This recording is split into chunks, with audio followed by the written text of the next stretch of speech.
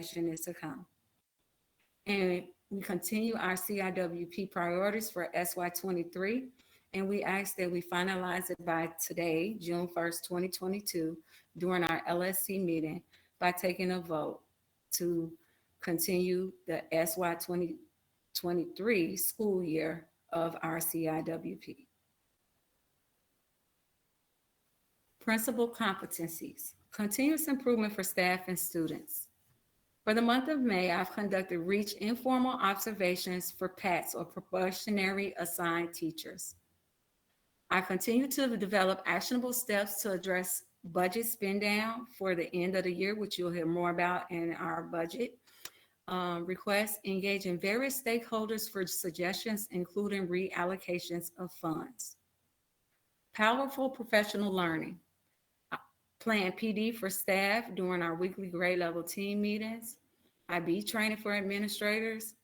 I've attended monthly PLCs for administrators with the fund and network ISIL and administration meetings, in addition to having 2 network 4 ISILs present to our ILT on balanced assessments and SEL curricula. College and career readiness. The principal encourages all staff to reinforce SEL skills and academic mindset during academic instruction. We've had meetings with 8th grade staff and students to plan 8th grade graduation activities and additional you heard in the counselor report. Families and communities. As discussed in our May meeting, I did meet with our parents from the 5th grade to discuss strategies to raise funds for possible 2nd, 5th grade classroom being opened up. We are looking for other avenues to help fund that 5th grade classroom. I've hosted monthly principal conversations, and I've posted bi-monthly community blasts.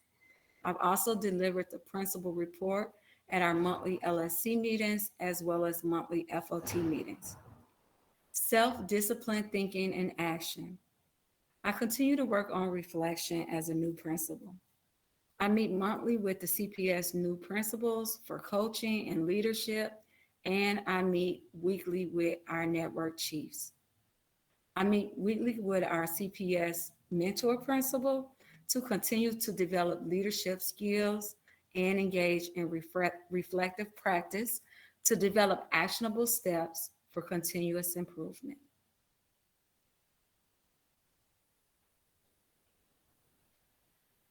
Let's look back on this school year.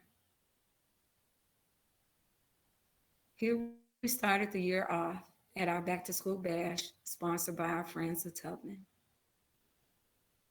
We had over 300 people attend that event. Tubman's first day of school. We visited classrooms, we had members from facilities join us, and we talked to students as well as staff. You will even catch me playing basketball.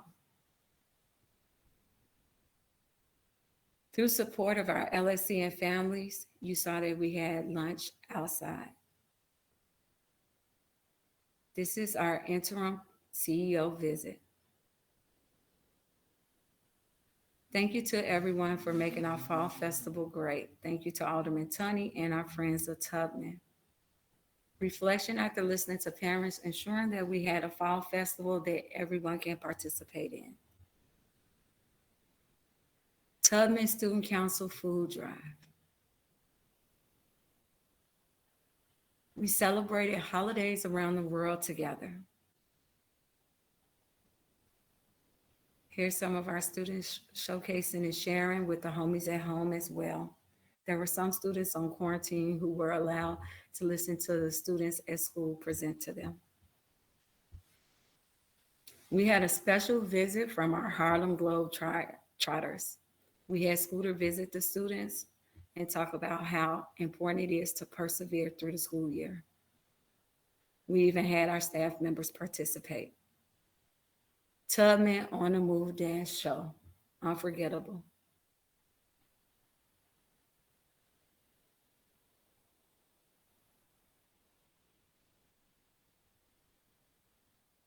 Tubman marquee unveiling.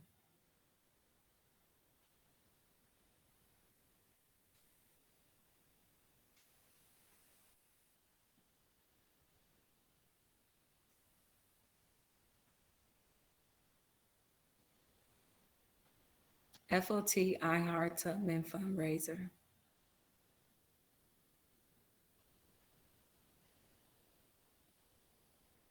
We are stronger together and we are one Tubman. And with the support of our LSC, our staff, and our students, I'm sure we will continue to move forward as we look forward to school year 23. Thank you. Thank you, Principal Gibson. Are there any questions from the council?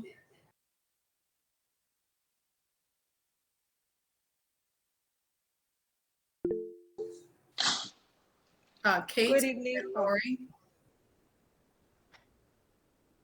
Let Lori go first.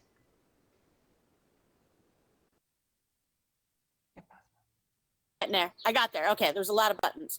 All right, thank you very much. For the question about the PYP fifth grade, are parent caregivers going to be invited to see these presentations that the kids have been working on? Can you hear me? So, Lori, our PYP coordinator is not on this call to answer that question. I can follow up with you on that. Okay, thank you. Next up, I just want to add when we're talking about the staff changes that we're also losing and having to replace our social worker and our psychiatrist. They were not mentioned on your presentation there. Is the student teacher co-teaching in the classroom? What does it mean when you're bringing in a student teacher? We already had a student teacher who co-taught in the classroom during her student teaching experience. She has now completed it. And she will be interviewing. She's been with us the last few months here at Tubman, and she will be interviewing for one of the teaching positions later this week. Awesome. Okay, and then some people, are often send me questions. One of them, there's a lot of concerns from the diverse learners because we are losing teachers and our clinicians and so many of those relationships. So when you're hiring and training for those new staff who will be coming in next year, are you going to find and hire diverse learner teachers who know about inclusive practices? Many people did come to this school for their co-teaching model, and we want to make sure that that is something that is being considered when you're hiring those positions. Hi, Lori. We will be considering that, as well as you're one of our LSC members. If you looked over the hiring protocol, that I would like to invite to be part of our hiring team. That would be delightful. People are asking about your hiring protocol. Thank you for producing that. Who is on the hiring committee? So I don't know if you had a chance to look at the document. It varies, but there are members from our heart team. There are members from the staff. The heart team is our leadership team, so they might not technically be in a teaching position. It could possibly be somebody who's going to work in a grade level or work as a co-teacher with a diverse learner teacher, and also members from our Tubman community, as So well there's as nobody administration. actually, like you don't have like an assignment right now for the people that you have positions that you know you're hiring. Do you have the team lined up for those? So we have our heart team members, and we're sharing today with our community that we'll be asking members and inviting members from either our LSC or our parent community as well. Okay. How many are we losing? Any of the teachers from the heart team? No.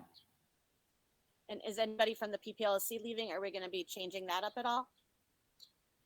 Not that I know of. There may be a teacher from the PPLC who is leaving. Yeah, a few teachers from PPLC are leaving, from my knowledge.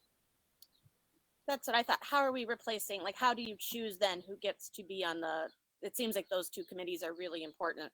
How will you choose which staff members get to be on those committees? So the heart team is selected by administration.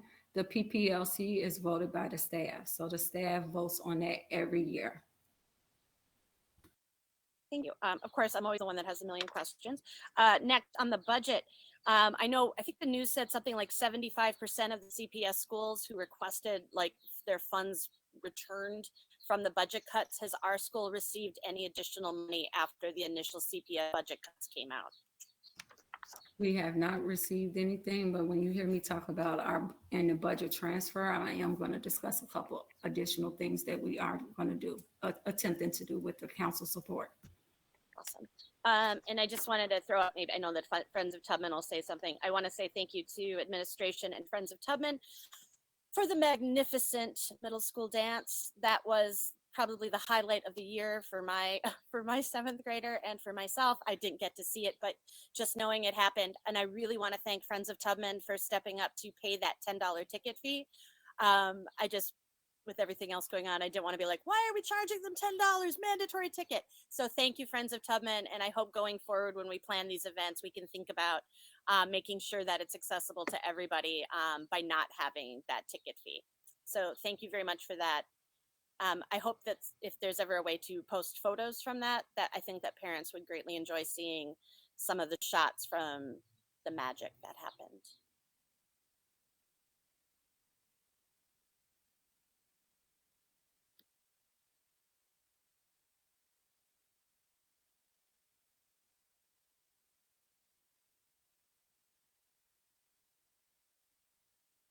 Kate? Hi, I just had two questions. Just following up on something that Lori said. The psychologist and the social worker weren't listed as the people that we're hiring. So are we saying that both of those positions are filled and we have assignments for next year for both of those? So it's not on the agenda for hiring? So I think there's a misconception, Kate, and I'd like the opportunity to kind of clear it up. Our school social worker and psychologists, they are not staff at our school. They are considered citywide employees and they are not hired by the principal. Right, but to clarify, last week you said that both of them had been assigned and we had them starting off next year. And I just wanted to make sure that both of those positions, we have people in them, and that's why it's not something that we're worried about right now. So June 1st, which was today, our staff organizational sheet came out. We do have someone assigned for our social worker. It's up to the district to assign us a psychologist. I don't have anything to do with hiring, nor does our school. That's done at a district level. Okay, but right now we don't know who that position is. We're still waiting for the board, hopefully, to give us one. For that one position, yes. Okay. The second thing that I just wanted to talk a little bit was, I thank you for talking about the safety procedures and what should be done. I just want to talk a little bit about, I feel like there's a little bit of a difference from what I hear from staff and staff schools all over CPS, what we talked about last week, and then what was presented today, because I feel like they're all a little bit different. What I have heard, so things that I've learned this week that I didn't know last week is that Aspen reports, the only people who can report in Aspen are administration. So the assistant principal or the principal. So if something's going to be entered in Aspen as part of OSP, it needs to be done by the administrative team. It's not like anyone at the school has access to that. If a teacher was going to make a complaint outside of that system, they would have to do the phone call and kind of do an outside process, when Aspen is usually what the desired path is my understanding. And that's why I think some of the teachers that we had talked to and teachers at every other school I've talked to have pretty much said, we've been told if we have reported to our admin, we've done our job, and then it's the admin's responsibility to help move the process forward and help them file and enter into Aspen. And so I am aware that everyone as a mandated reporter has to report, but my understanding is how that looks in CPS is people telling their administration about it and then them helping them file the process in Aspen, since they don't have that option. Is the gist of what I'm saying true? So Kate, let me explain. When it is reported to any member of the administration team, it is recorded in Aspen, but that is just not enough. CPS requires the teacher to report it. So if you look on the slide, number five on this slide, when I went over the policy and CPS procedures, there's a number for the employee to call. It is like a check and balance. So, and those are what is required by CPS policy for all staff. It's accountability for everyone. So you just don't report it to your administration. And if you think it's a safety concern, you're supposed to make that hotline call. So that's safety precaution and our plan moving forward. Every staff member takes a training at the beginning of the school year. But as we see, that's just not enough for all of us. So all of us will be reviewing that during week 0. And then in my safety plan moving forward, we will review it quarterly with staff as well as our restorative practice approach that has been created. So staff can ask questions and get support if they need additional support. Okay, I just have to say that that's very different from anything I've ever heard from any other school or the staff members I've talked to. And Emily, is that your understanding as well, that you call OSP separately, even if you've talked to your principal and filed something in Aspen with them? Because that seems very different than everything I'm hearing from everyone else. And I think this is part of the confusion, that we are hearing that there were things that weren't reported and teachers who thought that they had reported something and that reporting it to admin meant that it had been reported. I'm very confused. It's okay. And, That's why I'm and the trying to. clarification you've given me is very different from everything I've heard from staff and assistant principals and principals at other schools as well. So, Kate, I'm sharing with you that you're hearing rumors, and I share with you as well as the council tonight the policy and procedure of CPS, which is published. I can send you the document offline. I can send you the information for your own review. Okay.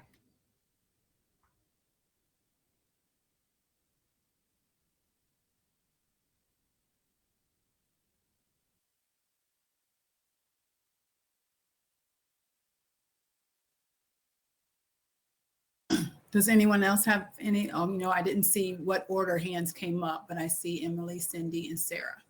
I was going to ask something. I was going to ask something about the hiring protocol, but just to kind of piggyback off of Kate as it relates. Can you hear me? It just as it relates to this question about safety.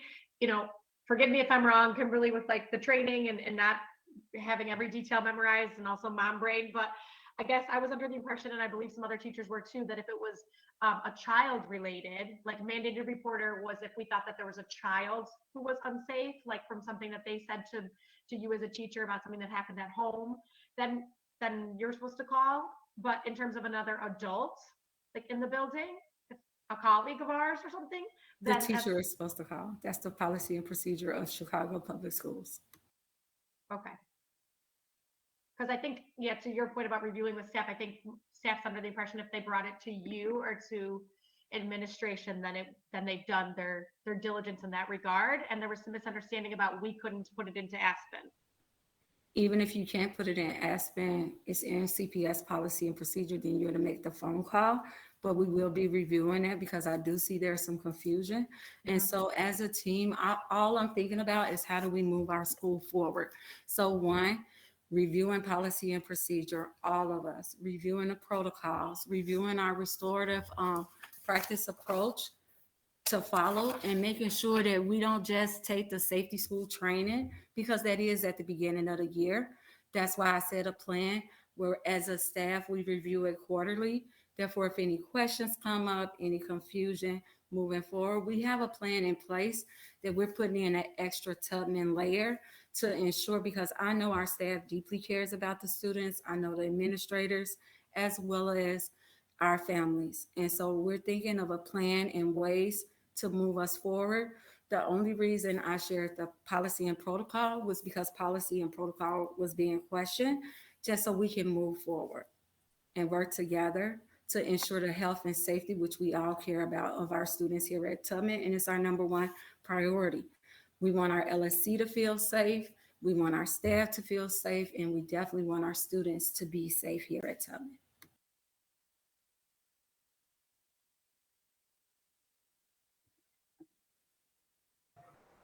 Cindy? Yeah, I reviewed that same protocol, in the last week, just out of confusion. Having been a former school counselor, even for me, warranting, does it warrant a hotline call? That conversation always happened with an administrator. And there was always an administrator left in the building, even late until the doors closed, just in case there was an issue or a student that possibly needed to have something reported. It always, and the incident report was always signed off on by the administrator. Always. It was never a Lone Ranger type of thing. I don't know what's changed. It's been a while, but it was always Well, that way. Cindy, I would love to respond to that. I want you to know it's not a Lone Ranger. So if staff come to us, we do follow CPS policy and procedure and we log it. If staff come to us and report it, every time it's reported, it's logged. We're not the investigators, but it's our job to log any type of suspicion. It's also accountability for every staff member that they are to make the call. And that's an extra layer for protection.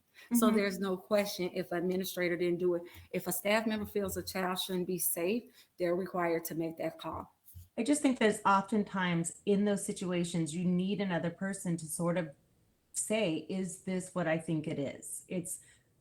This is feeling very sort of, if you think and then you go ahead and do it individually. I'm just feeling like those sort of hotline calls do not happen in sort of isolation. And I feel like there's always some input that's either asked for or necessary from somebody else in the building, particularly administrator. That's just from my personal experience. Next question is, every school is supposed to have a Title IX rep, and I'm wondering who is assigned to that position at Tubman.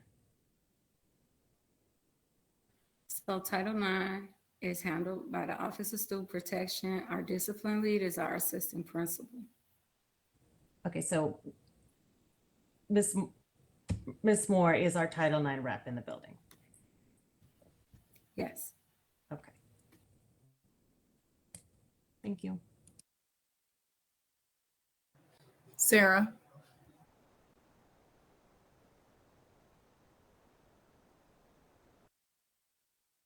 We can't hear you, Sarah. Oh, sorry. Thank you. And thank you for what has been shared in the principal report. Just a couple follow-up questions. I think, we've each individually have our own context and our school experiences. And we should be able to ask questions and get answers in respectful ways and not discredited ways. Hearing rumors or making an innuendo, I think discredits kind of those experiences. And so just kind of reminding us what our school vision is in that respect and as council members.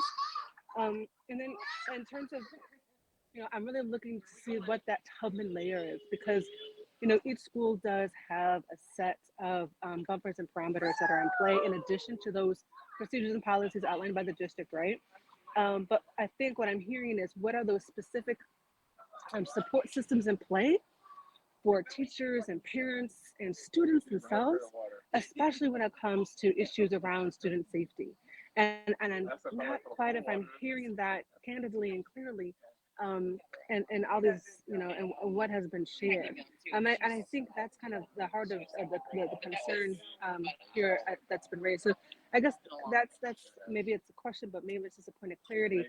Can we get a clear picture of that Tubman layer as it relates to what are those support systems in play at Tubman as it relates to student safety for parents, students, and teachers outside of district policies and practices.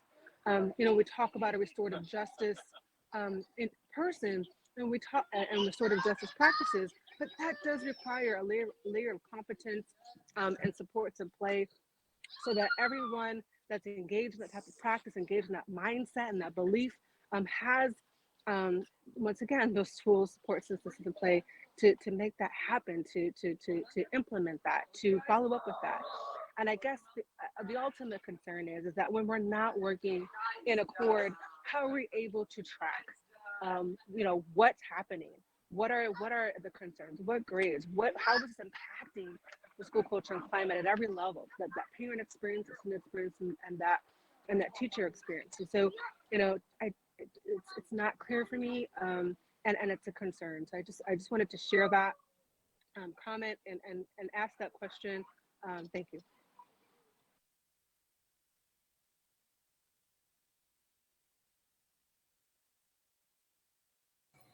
Principal Gibson, did you have anything to respond to that? Thank you for your feedback, Sarah. Um, we will continue to listen to our families. I think you did bring up a valid point of, how do we explain the process and our procedures with parents. So I already jotted some notes down for week 0, making sure that we review the policy not only with staff periodically, but also with our families so they feel comfortable and feel safe with our Tubman layers, as well as making sure it's really important that we follow the district policies as well as develop our own. So I don't want to skip that layer. Thank you so much, though. I appreciate the feedback.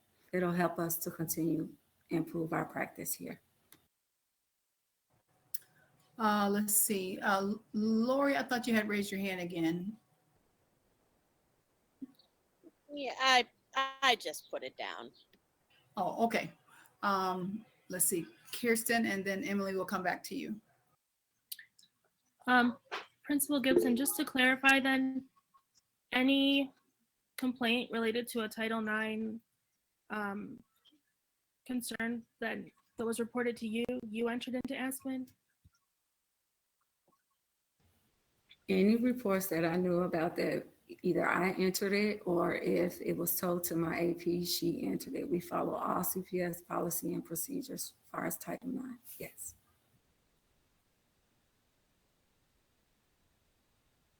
Emily? My question was back to the hiring protocol. I guess I was just feeling as if that timeline, sorry, I have children in the background. That timeline seemed a little like tight, and didn't know in terms of like looping in the different team members for the different grades. If like, it sounded like some teachers said that wasn't quite communicated to them yet. And I know that we're coming up on the end of the school year. So if this is supposed to go into the summer, like, are teachers required to join you for summer interviews? Or I know it depends on the position you're hiring, like who would be involved, but oftentimes, as you know, right, it's like the other grade level teachers or the DLs or the PYP coordinator. So just like looking for some more context. I saw your document, but just a few follow-up questions there. So in the document, as well as the timeline, Emily, that timeline ends June 16th with the final selection being made the 20th. So that's before teachers leave for summer break. No teacher is required. We have had members of our HEART team volunteer, and we shared the Tubman hiring process with all of the staff last week, a week ago, Wednesday, and no concerns have been brought to us with the process. Right. I guess I thought I saw there the timeline you shared today in your slide that interviews were happening this week. And I guess unless I obviously am not privy to all of the information that some teachers articulated to me that they were unaware, like that hasn't been happening or they weren't included in any interviews yet. So the first part of the interview process, if you're on a document, round 1 phone, Google Meet screening, that's done by the principal and AP. Round 2 in-person and virtual interviews, that's done with the hiring team. Hope that helps clarify. Let's see. And we will be inviting members to participate as far as our student teacher at the end of this week. Let's see. I think Sarah had another question, then Cindy and Kate. Thank you. So thank you for sharing the hiring process. Just, we are an IB school, and just wanted some clarity around how we are integrating those IB philosophies and looking for that in that hiring process. And I guess the ultimate question is, in that hiring practice, will that include the IB coordinator? That wasn't clear for me. Thank you.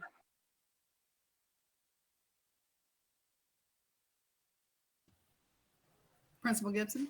So hi, Sarah. We will be looking for various qualities through our interview process. And we do have an IB coordinator who will support staff members that we hire. Any new staff member goes through a mentoring program as well as takes the professional development for IB. Thank you.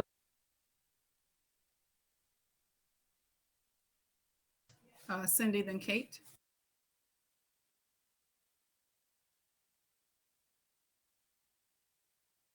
Cindy, you're muted.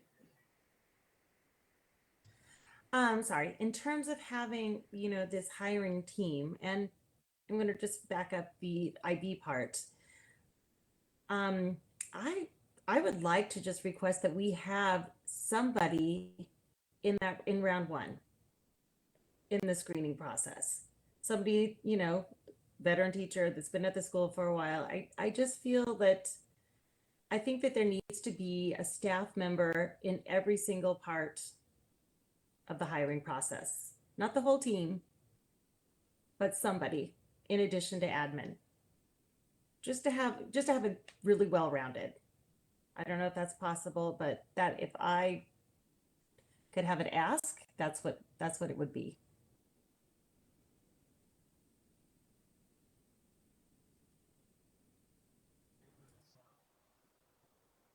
Did you have any response, Principal Gibson? No, thanks, Cindy, for sharing your ask.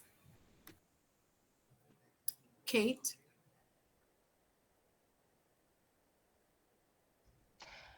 So a couple of different things. One, I think what Cindy was talking about in terms of having somebody in the early processes, I think the fear that I have just reading the timeline and what Emily was talking about, it seems like a really compressed process. I fear that all of those timelines are going to be moved out by a week or two just because it's hard and things happen. And you might not get every applicant right away. And so then we're going to be in a situation where it's the summer, teachers are not in the building, and then no teachers are involved or other staff members are involved because everyone's out of the building. And some of the other things like doing a teaching demonstration, all of these things that we'd hope to do to make sure that we have someone who's the right fit won't actually be in place. So I think that's a concern, and that's one of the reasons why maybe we were hoping that the staff members would be part of the initial process. So if those 2, 3, 4 happen later, when everyone's out of the building, that at least staff members would be involved in the initial conversation and have seen people at least once. I have other questions, but I wanted to give Principal Gibson a chance to answer that. So, Kate, I think you asked a really good question. I think that's why on the slide we had anticipated timeline, but we are starting with the staff and prioritizing, especially the interviews that we need to have staff members on. For example, the 4th grade, the 6th grade, which is middle school, and the 7th grade. We are prioritizing setting up those interviews first. Far as our diverse learner teacher or the restorative justice, we have members of the HAR team who have already identified themselves as being available and wanting to participate over the summer.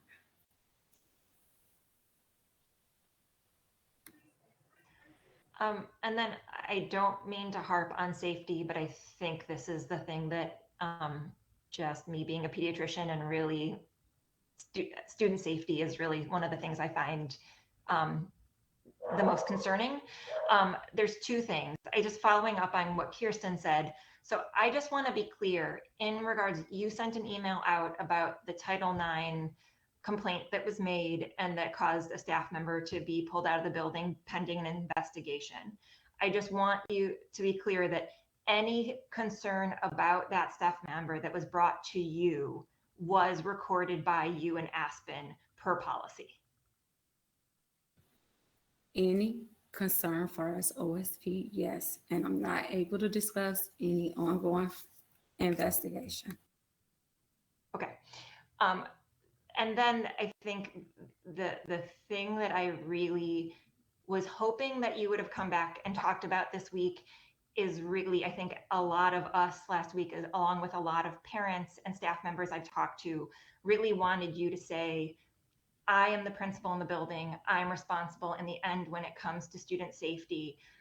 Anything that comes to me, I will make sure that that staff member makes their OSP complaint, that we follow up, that we make sure there's an investigative process, that any safety concern that's brought to me will be handled and I will make sure it's taken care of because that's what I need to do as the principal in the building to make sure everyone's safe. And last week, it seemed like it was kind of shifting the blame to staff members, or shifting, if anyone else had a concern and they didn't make the complaint and had just come to you, that was insufficient and they were deficient in their reporting. And I think that was very concerning to us, because I think maybe the last administration and a lot of administrations across the city, that is where those complaints are lodged, and people think it will be taken care of if they brought it to admin. So I just want to clearly state that that is my goal, that any concern that comes to you, you're not saying, okay, we'll file your complaint, because I really do think if No, CPS Kate, wants. that's an assumption, and I'm sorry, I'm just gonna stop you there. Okay. I did say a few minutes ago, any claim that comes to us, we take it seriously and we file it. And I didn't say just me, because the question was asked, any member of the administration. We take health and safety. If that was the perception I gave off last week, I apologize, because that's the furthest thing from the truth. I'm the parent of 8 kids, plus I adopted 2. I spent my whole career in schools. I care so much about our students. So I want you to know, if it came to me, not only you share that if it came to me, it'd be reported, but I would make sure that the staff member follows the proper protocol. The thing is, things were not reported to us. Okay. And I have to respectfully say that's not the experience that I've heard from teachers. And so I just, as long as we're very clear on it, and from this point forward, any complaint that comes to you, you will make sure that OSP is called by the teacher separately, which I did not know was a process that had to be happened separately. And most teachers I talked to were not aware that you had to do a separate process. I do think if CPS has that in place, it's a redundancy issue where they're trying to make sure they get it from every avenue so nothing's missed.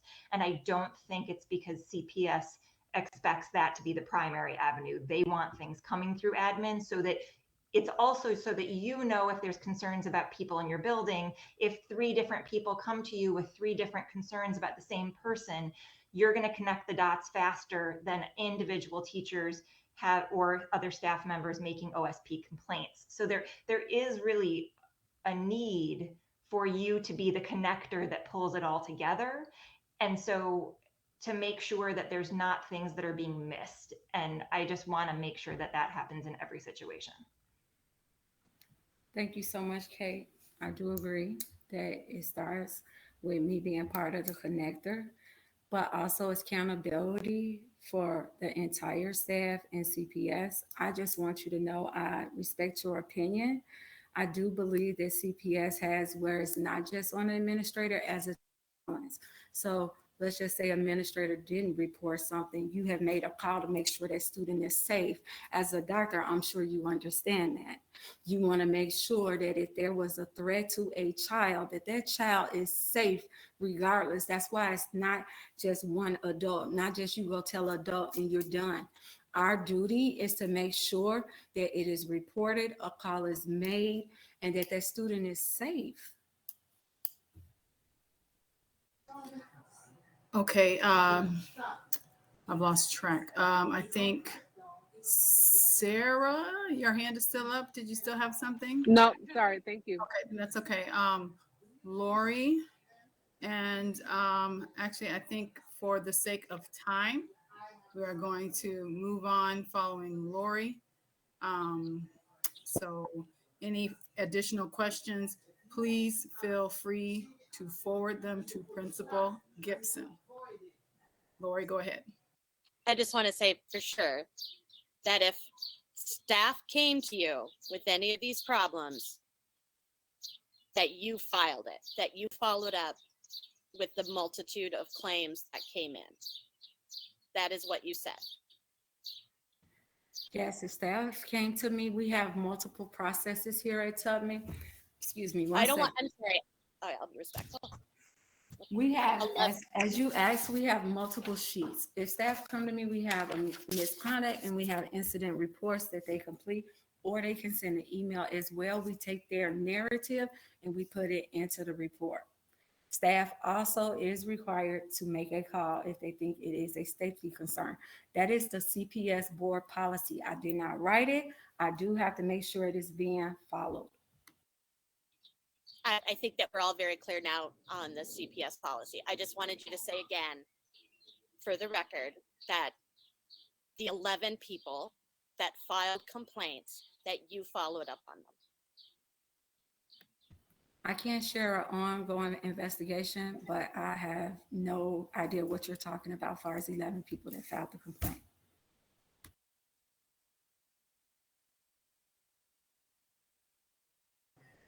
Okay, thank you. Again, if anyone on the council or our community members, families, and community members have any further questions, please reach out to Principal Gibson, or if you would like to funnel your question through one of the LSC members, you are, of course, within your rights to do that as well. Okay, the next item on the agenda is budget. I know Principal Gibson, you indicated some budget activity in your principal report. Is there, would you like to go over the approvals needed? Yes, I would like to ask the council to approve our $25K that we voted on in April to be spent to purchase our Envision curriculum to be reallocated to our internal accounts.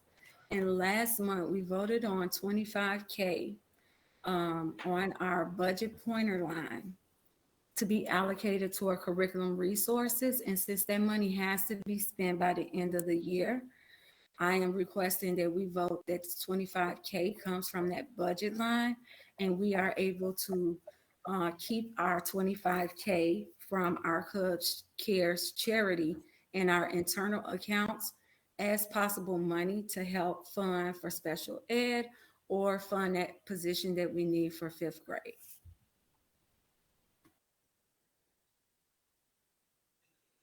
Thank you, Principal Gibson. Can you formulate that into a motion before we discuss? I motion that we reallocate the funds under online subscriptions and curriculum resources to purchase Envision and reallocate the funds from Chicago Hub Charity to be returned to our internal accounts. I second the motion. Is there any discussion, questions? This is Sarah. Just for a point of clarity, Principal Gibson, can you just share the internal account, like how that's used, and why that's necessary in terms of reshifting those funds, and just want to just make sure that is clear. Thank you. The money from our budget pointer line has to be spent by June 17th. We can use that to purchase Envision. The 25K, we can leave money in our internal accounts, does not have a spend date. So this is really just a way to roll over funds and preserve that 25K. Am I hearing that correctly? Correct, preserve the 25K. Thank you. Any additional questions? Okay, if there are no additional questions or discussion, we will bring the motion to a vote. All in favor, please indicate using your icon.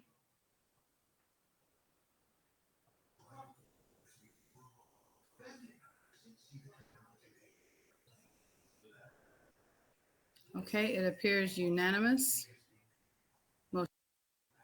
Motion carries.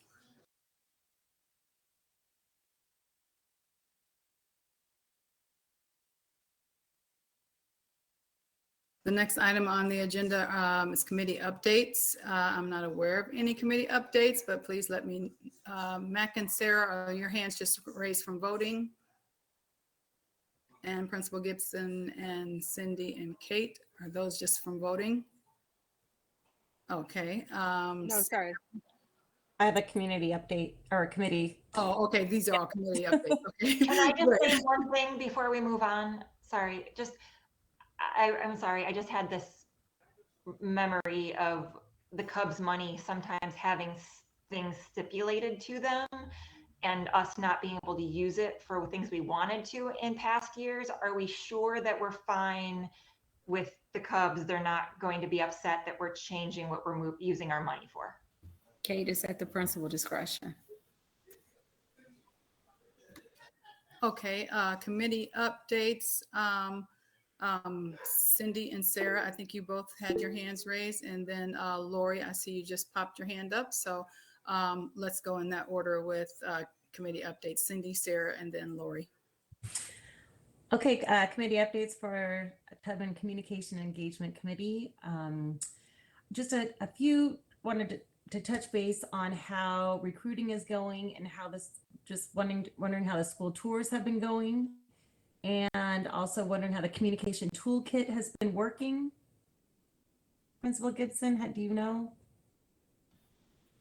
So I've heard nothing but positive things about the communication as well as the school tours. I even got to introduce myself to some of our new families and potential families who had signed up through our Go CPS. Okay, and then on that note, do we know what our our numbers, how many families have given us an absolute yes? So I don't know those numbers at this time because Ms. Gordon is still, people have said yes, but until they actually come in and enroll, they're still enrolling. Okay. And then are we still, has the toolkit been something useful to the clerk? Has that been something that has been user friendly for her and making her job easier? You would have to send an email to Ms. Gordon. I can't answer that for her, Okay. but I imagine so. Okay. So in terms of the school calendar that's been created by our amazing Charlotte Thornson, that is posted on the website. Is admin looking at that calendar before they're sending out their blasts? Are you looking, because I know that certain people have access to add things to that calendar, staff and admin, and making sure that before that blast goes out that you kind of check in with that calendar? We try our best, Cindy. I don't know, like if we made a mistake, please make us aware of it, but we do look at it. Okay, I think our hope is that on the committee is to somehow make that calendar, have people have the ability to subscribe to it. So they would just get it and have alerts. So if that would be something that admin would approve. I would have to think about it and get back to you, Cindy. Just Okay. checking school policies. Okay. We're also thinking of creating a welcome letter to all families, not just new families, but families returning. Is that something that is already done, or is that something you would like us to do?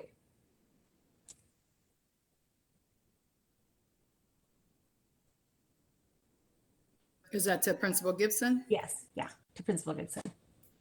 So Cindy, I know that teachers send a welcome letter and we do too at the beginning of the school year. I don't know if that's double work for you guys. Okay. As well as Charlotte was so grateful to help create a welcome letter to our new kindergarten families. Yeah. Yeah. Go Charlotte. We are using that, and it is on our website along with play dates, which is very, very helpful. Both me along with our kindergarten teachers and our other admin team support it. All right, awesome. And then just asking for why we're here, we wanted to do sort of a parent appreciation event on June 8th.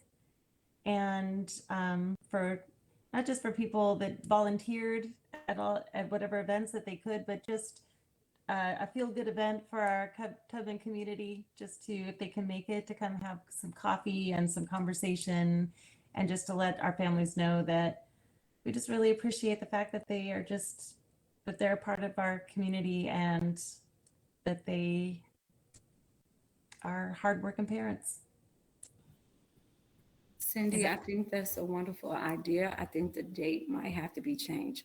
So we have a lot of graduation events starting that week, as well as field trips planned. So you can send me an email. We can talk offline about possible dates that following week, if you give me some ideas of possibly that following week. Okay. We just didn't want to miss the 8th graders. I know that they're graduating.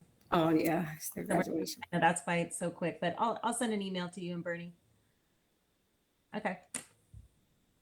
That's Thank you. it. Thanks. Thank you, Cindy. Sarah? You're on mute. Thank you. I was just finding my unmute button. So really quickly with the equity committee, I just want to say thank you to all those who attended the equity committee meeting. I appreciate all those who shared um, and um, and our last equity committee meeting will be held after week in June.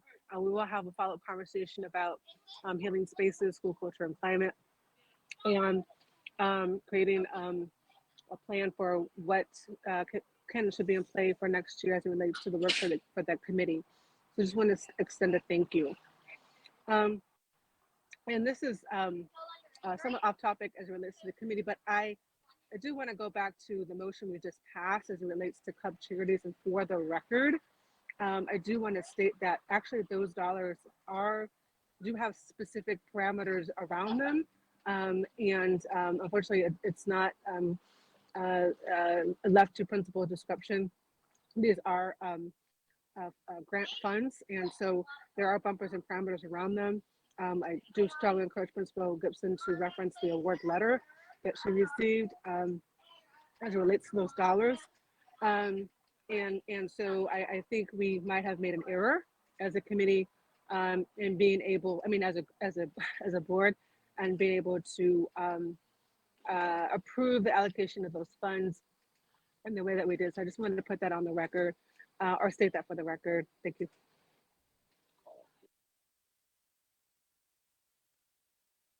Thank you, Sarah. Principal Gibson, can you take the action item, please, to confirm that information, the stipulation around allocation of those funds, and get back to the council as soon as possible? Could we also maybe take a moment to ask Patty, because they are on the call and they're kind of our they're not kind of, they are our fundraising expert and have worked with the Cubs charities before. So maybe we could just clarify that right now while we have the LSC present, and could redo our vote if so be it. Patty, do you have any information? I do. Our representative from Cubs Charities did send an email or possibly letter to Principal Gibson, which she did share with me. It was sent in February, but I have the email where it states very specifically the grant guidelines, which this is considered a grant. And I'm not going to read through the whole thing, but it was sent on February 14th to Principal Gibson, and I can forward it to the LSC if you guys want to review it. If you want to go back on this, but one little note, it said the grants must be used for educational support for students, athletics, or agreed upon capital projects only. And so the agreed upon capital project we discussed was the Envision Math program. That's kind of how we promoted it as a matching from Cubs Charities, and that was made clear on their end as well, because I communicated that back with them, and they have been communicating that within their Cubs organization. So I did try to raise my hand. I didn't want to interrupt while you guys were voting because I wanted you not to vote quite yet. But I can forward you guys that email with that letter, which states pretty clearly the last 2 years since Cubs Charities has been giving us this money without really the necessity of matching. They had the only part of them agreeing to do these grants is if we use the money in the way that they're very specific in how they want that to be used, whether, like, I think last year it was for technology when we were, or maybe the year before when we were looking for when we needed the technology at home when kids were still learning remotely. So I'm happy to share that with the committee. You may want to take a moment before officially voting on that, just to ensure, because I definitely don't want to turn Cubs Charities off with how we're doing this. So thank you guys. Thanks, Patty, and thanks for the idea, Lori. Principal Gibson, were you going to say something? I absolutely was. Thank you, Patty, for sharing it. Again, Tina, when I requested the vote, It is for the money to be returned to internal accounts to decide how else we can reallocate it to be used.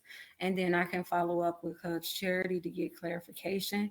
I didn't specify exactly how it be used, but resources for special education, that is for students. And last year it was used to fund online subscriptions. So I'm just asking at this time, we reallocate it back to our internal accounts. We are still purchasing our Envision, and that money that we voted on last month is still toward curriculum resources, and Envision follows under there. Thank you, Principal Gibson.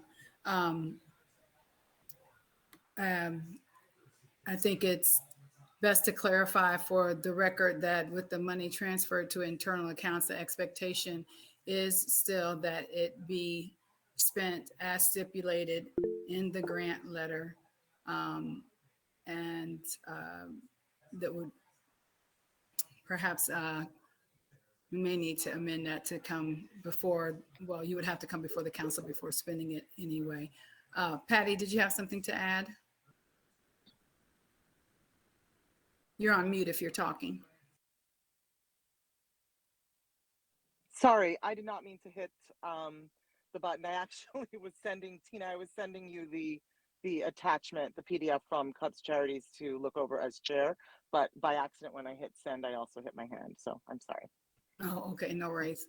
Thank you for sending that. You keep raising your hand, Patty. Thank you for sending that, Patty. Excuse me. Any other comment or concern by the council, as the money would still need council approval to be spent? It is being housed in internal accounts.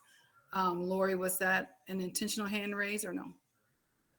No, I just took my hand down for some reason. I still need to, I have a committee report too when we're back to that. Thank you for reminding me of that, because I would have forgotten, so thank you.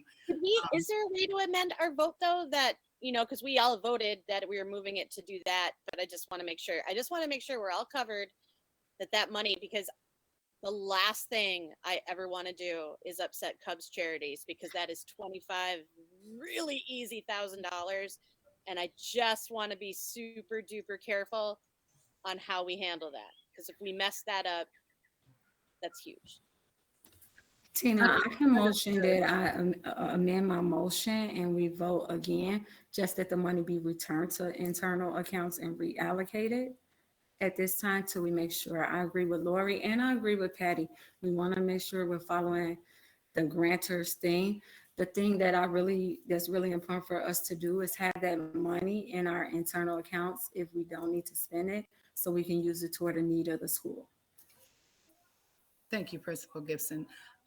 Is there a can you restate your motion just to make sure we're all on the same page, please, Kimberly? I motion that we amend the vote for the Cubs charity.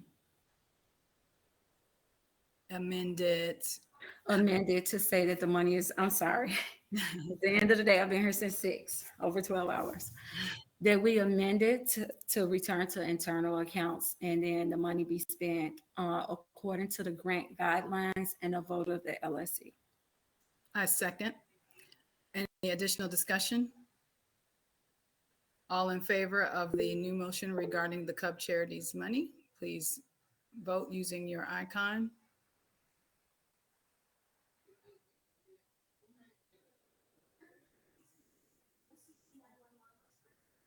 Any opposed?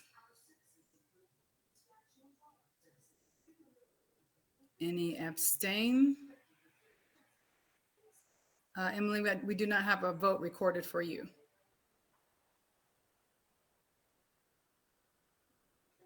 That is for? Sorry, that was for okay. Agreeing to the amendment. Okay, thank you, Emily, no worries. So that vote is unanimous.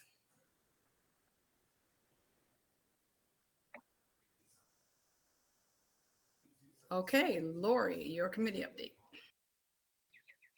Hi, I would like to give an update on ties to inclusive education supporters. Our next meeting is June 7th at 6 p.m. Everybody is welcome.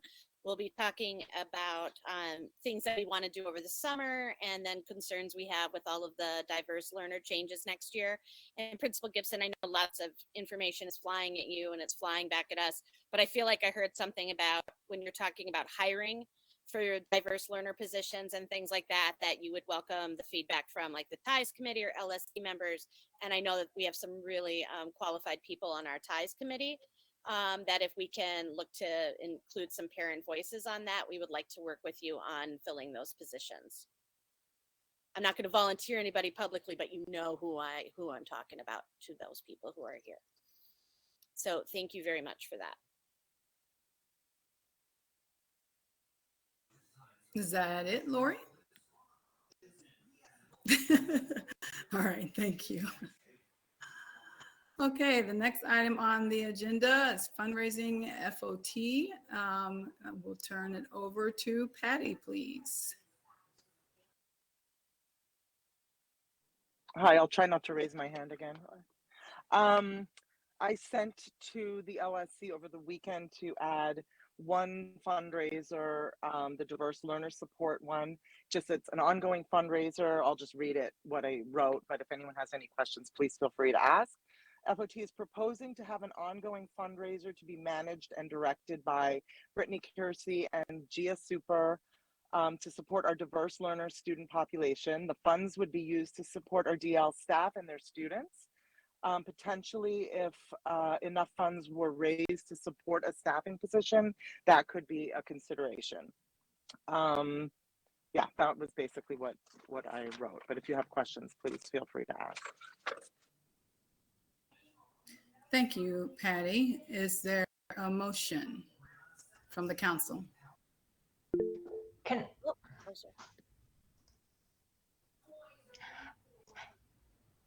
we have some discussion about it? We will after the motion. Is there a motion? I'll motion to approve. Is there a second? I second it. Discussion? Kate, Emily, and then Cindy, please. So this is just from my FOA experience from the past. I know we always were, I think this is a fantastic idea. I think we should fundraise. I'm going to say that first off, with this specific goal. I just think before we start fundraising for that goal, it has to be very clearly defined what kinds of things we would be fundraising for. Because if parents think that they're fundraising for technology for diverse learners, or like if it's for the position, that's great, but if it's not for the position, I think we need to put in some parameters about what it actually would be used for, because what you can get into trouble is when people give a donation to a specific part of FOT, and then that money ends up being used for something that someone doesn't think fits into the category that they donated for. So I'm sure you guys have maybe thought through this. I just didn't see specifics listed in the application or whatever it's called that we're approving. And so that is my request, is just to be very specific about, if yes, it could be a teacher position. If a teacher position is not needed or we don't raise enough, then it will be these specific things that will go to improving the diverse learner education. And I just feel that clearer it is, the less likely that we'll have problems and that things get very hairy. I agree. I think that, we can always give examples when we're kind of fundraising, when we're doing a specific fundraiser for it. We would say, that how we might use it and have a little bit of flexibility, whether or not we want to use it for a teacher position, if that's something that the principal and the LSC deem appropriate or necessary, but it could also support training for inclusive practices, to support training for the kinds of programs we've already started discussing, like Wilson and other supports that parents have been asking specifically for our diverse learners. So I think we haven't started a fundraiser yet, and since it is going to be more of an ongoing type of a fund and it's new, we wanted to leave that a little bit more open to discussion with the LSC and as well as the principal, administration, to decide where they see specifically those funds going. but it would be specifically and only for diverse learner students and the staff. I guess my worry is that you could say a ton of things, pretty much anything that we do at school could be said is to help diverse learners. And so I just think you don't want someone giving you a big check and then saying, you use this to pay for that. I didn't expect that. I want my money back, which definitely can happen when, as a 501c3, you specifically said you were donate like when we were talking about doing for a playground, if we had to specifically, we didn't do it because we were worried if we didn't get enough for the playground, that then people would say, well, I want my money back. So I just feel like we can be general. You can say, like, it will go towards teacher training on specific topics that will help inclusion of diverse learners. It may go to technologies to help diverse learners be included in the classroom, like whatever it is. But I think you can actually hit categories that you feel like are broad enough that someone couldn't say it doesn't fit into one of those categories, while also protecting yourselves from. Yeah, and that's actually the plan. And I know both Gia and Brittany have started to put a lot of feelers out there and have already received a lot of interest and support. And so I think that if we're clear in the way that I just presented it, I'm not saying that we're just going to make it a general fundraiser, but like what I said, in terms of the possibility, potentially we would be able to hire a diverse learner teacher or special ed or training, exactly what I basically said. So when we're conducting the fundraiser and we're funding for it, we would be very explicit in that is where it would go. I mean, even like in a playground, if we were going to fundraise for the playground and we wanted to add, specific equipment that is helpful to some of our more diverse learners or those with special needs, we would be able to say, it might even go towards something like that. We're keeping it kind of open in the sense that those who want to donate to this fund will know that there are many possibilities in the way that the fund could be used, but it's not going to be used, for Teacher Appreciation Week or, to pay for the middle school dance. It's going to be very specific, and it's going to have its own separate kind of, I don't want to say savings account, but it will have its own separate area similar to our assistance program fund, which has its own separate fund that is an ongoing fund. It would be similar to the way we do the assistant program fund, is what I'm saying, if that makes sense. I think it was Emily, then Cindy, I believe. Question answered. Thanks. Emily, you're on mute. Right. My question mirrored Kate's. Obviously, I fully support our diverse learning community. I was just curious, a little bit more about, what we would do and when. And it's starting now. This is something we try and do a fundraiser this, school year still, or this summer, as it relates to the 5th grade position for next year, or, so it's just kind of, it seems like, or ongoing throughout next school year. And then, when we do that fundraiser, would it be noted that that was for like our DL community versus just for the school, right? So like, yes, it would be Okay. noted that way, and it would be ongoing, and it would commence now. And the reason for that, I'm saying, is because of sort of what's been happening with 4th grade and potentially 5th grade for next year. There is a concern about staffing issues and trying to make it into a 2-room, have it be 2 classrooms instead. And so both Brittany and Gia have done a wonderful job kind of engaging with the community and some of their own people outside, even that are not even part of our Tubman community, but just outside, that would really like to contribute to help our school in this way. So yes, it would start immediately. I don't think it's realistic to assume we would be able to fundraise enough to staff a full-time position for the fall, but stranger things have happened. I mean, they're willing to go at it full steam ahead and work on it, and I'm as president of FOT, very happy to support it, and I know the board will get behind it as well. So yes.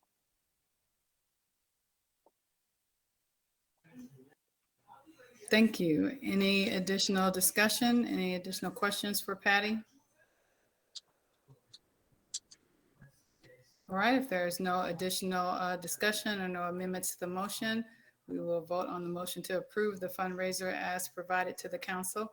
Those in favor, please raise your hand.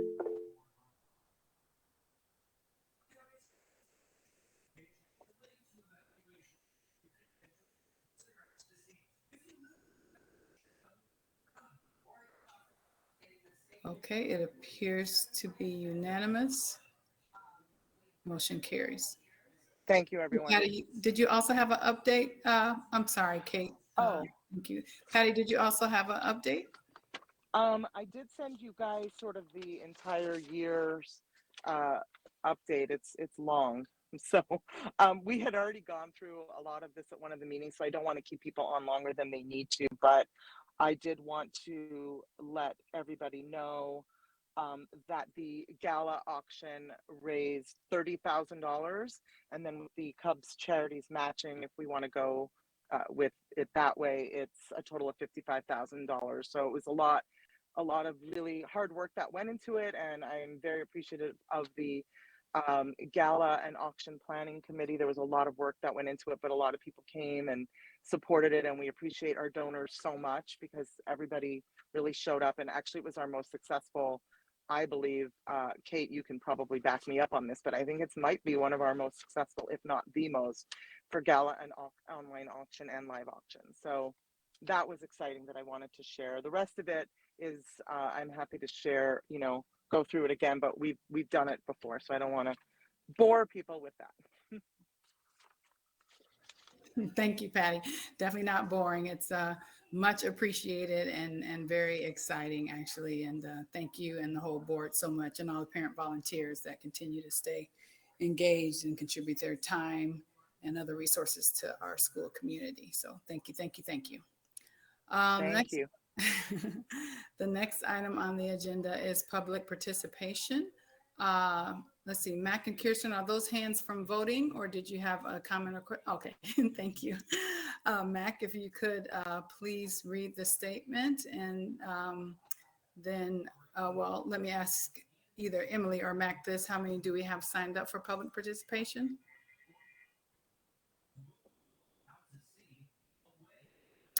Either one of you? I don't have the info on who's signed up for it. I'm happy to read the statement in the meantime. Okay. Emily? I don't either. I have the hosting rights from Mr. Hall, but he said that you or Ms. Gibson would have the public participation list. Okay, I will, let's see. Let me go to it now. Just a moment, please.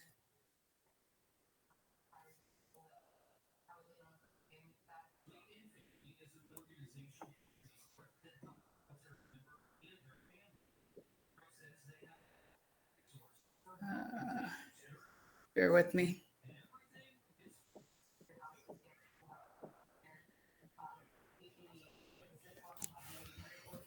It's so much easier when I'm at home. Just a moment, I have to access it on my phone.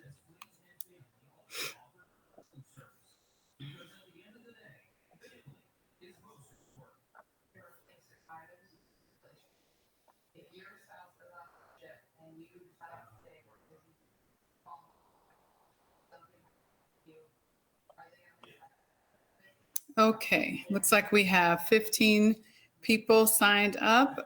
Mac, if you would please read the statement, and then I will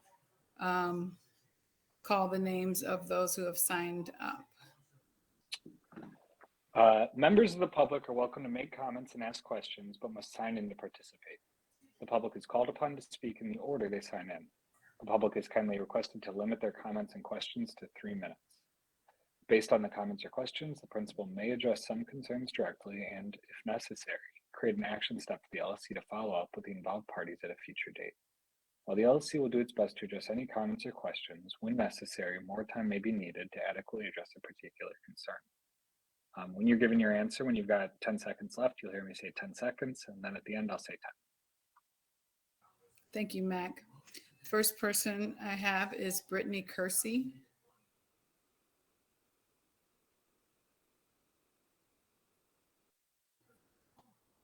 Brittany, are you on the call still?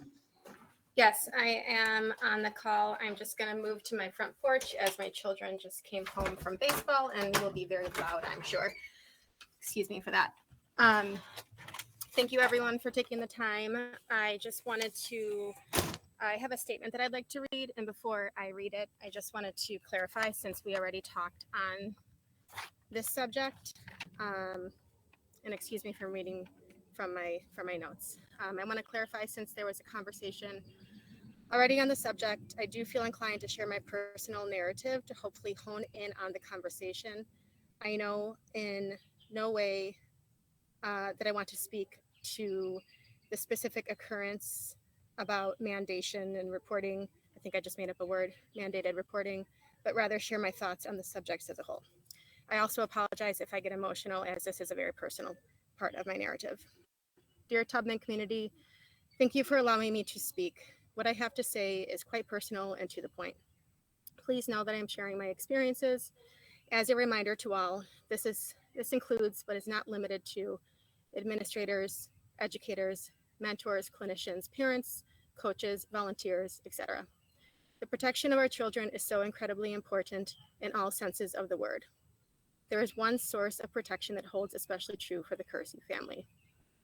On May 23rd, a school-wide newsletter went out informing our community that there was a report of misconduct within the Tubman community. I do not wish to remark again or diminish the relevancy or the level of misconduct on this matter, as it is a private matter.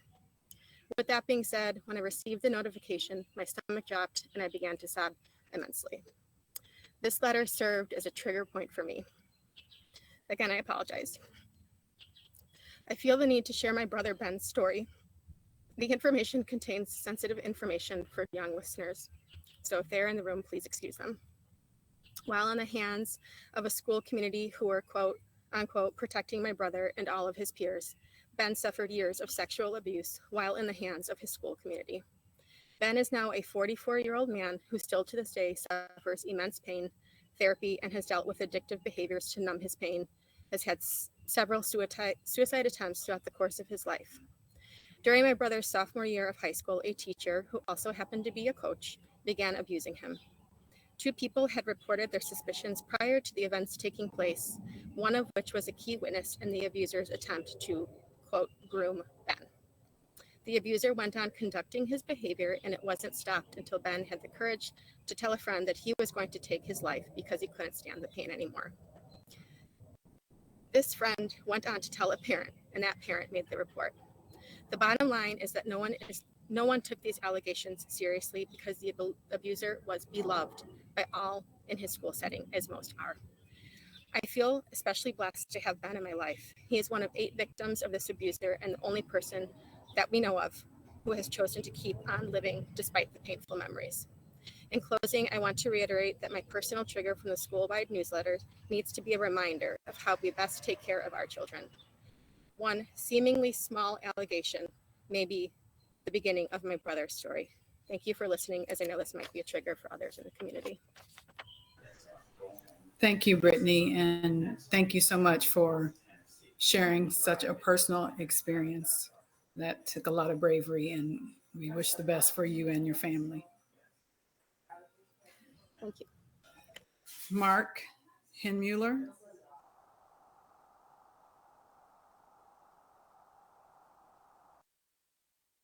Mark, are you on the line?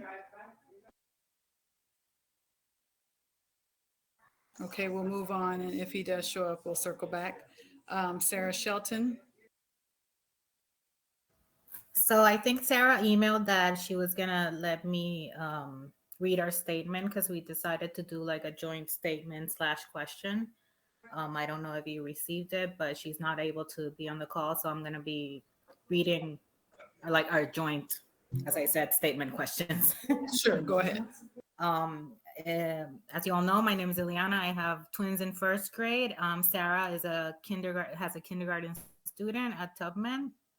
Both Sarah and I are going to be joining the LSC in the upcoming school year. We basically rounded it up to 2 questions. We want to know, given what happened last week, What approaches to mediation have been used to address the grievances described by faculty in the last LSC meeting? What details can be provided regarding how these concerns have been escalated? And what action steps and timelines to resolution were established as a result? Is mediating support being provided by CTU and CPS? We both understand that turnover in education is happening all over the country and that many teachers are making significant life changes as they transition out of education, they're moving, etc. Our concern as parents and as two people that are deeply committed to the Tubman community is that we are in fact doing all we can to repair and protect the health of relationships, and that we remain focused on the common reason we are all here, which is to nurture the growth of our Tubman's amazing students. Our second question would be, what kind of written policy can be provided to Tubman families about the protocols we can expect to see enacted when a mandated reporter has flagged unsafe conduct? Principal Gibson talked a little bit about this, but we want to, for the record, know that it's a question we both have. Consistency in communication between everyone, from students to lunch staff, after-hour caregivers, and up to admin, is essential to creating a safe environment, and it would be reassuring to know what the procedures are so that we are all aware and therefore all accountable moving forward. It is deeply critical that we are aligned when it comes to safety. Additionally, can you please share, Principal Gibson or any other person, if there are existing protocols and measures that have been layered in since the devastating loss in Uvalde? Thank you. Thank you, Ileana. Sarah Youngblood Ochoa. Yes, hi. I've had an opportunity to speak with a few of you already, but I still wanted to express my feelings, so apologies to those of you who have already heard this. My name is Sarah Youngblood Ochoa, and I am the parent of a 7th grader here at Tubman. We are fairly new to the Tubman community. My son began here in November of his 6th grade year, and despite the pandemic and being remote, he immediately felt welcomed and found a community within the school. We've been so happy with this school. The teachers, the diversity and inclusion, how welcoming it has felt, the support staff and administration. So to say I was shocked at last week's emergency meeting would be an understatement. While I admittedly don't know the background of everything that was discussed last week, I can give you my perception as a newer member of this committee. It felt like a pile-on. A 3+ hour meeting with no real aim at solutions and just an attempt for a handful of people to repeatedly express their discontent. I was also very disturbed to witness decidedly different reactions to people's emotions. White women got upset and were told that this is a safe space. A woman of color got upset and was repeatedly reminded to watch her tone. I left that meeting feeling like I had had the wool pulled over my eyes with this school.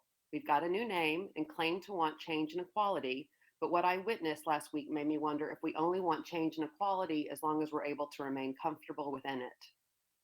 I do not doubt that there are issues here at Tubman. However, I hope that calmer heads can prevail and that we can find solutions without resorting to the ugliness I witnessed last week. Thank you. Thank you, Sarah. Patty.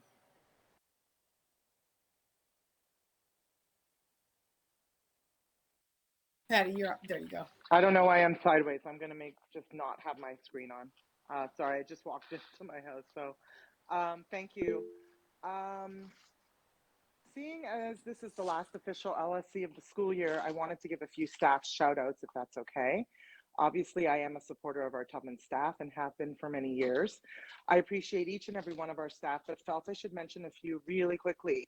So thank you to our amazing middle school staff, especially Mrs. McNally, Mr. Yang, and Mr. Collins, for advocating for our students to experience their first middle school dance. I can say these kids were so happy and excited to enjoy this milestone event last week. Thank you to Ms. Moheiser for all her hard work on the yearbook and giving our students on their committee a chance to work on something special that culminated in an amazing keepsake the students will cherish for years to come.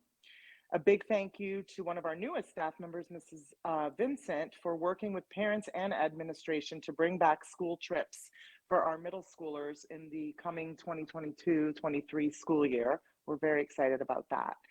Shout out to all the staff who gave their time to enrich our students' lives with various interesting free after-school programs and sports, like Ms. C, Mr. Hall, Ms. Assel, Ms. Zarnick, Ms. Alvarado, Mr. Oni, Ms. Brown Rivera, and more. Sorry if I'm forgetting anybody, but we all appreciate and noticed your efforts to do this for our students this year. And lastly, from the FOT board, a massive thanks to all the staff who supported the auction by donating their time to a fun experience for our community members to bid on, whether for our online auction or live auction. Your generous donation of time raised thousands of dollars for our school, and we are so grateful to all of you for the continued support. Thank you. Thank you, Patty. We'll come back to Mark. He is back online. Hi, I am the school engineer. You won't see me on very many LSC calls, but I was on the first one when Principal Gibson was nominated, and I just think that she's done a very good job this year. It's been a very hard year, you know, with coming back and all of the changes, but she has made the best of it. As she showed earlier, there was lots of events throughout the school year that children were able to participate in, and families. She's coming on Saturdays, coordinated with me for basketball, for them to practice, you know, that she didn't have to do. She's there every morning at 6 a.m. So I imagine that she's exhausted. I know that I am, as I escort her in the building to make sure that she's safe. And I just wanted to say that I think she's done a very good job. Thank you, Mark. Simone?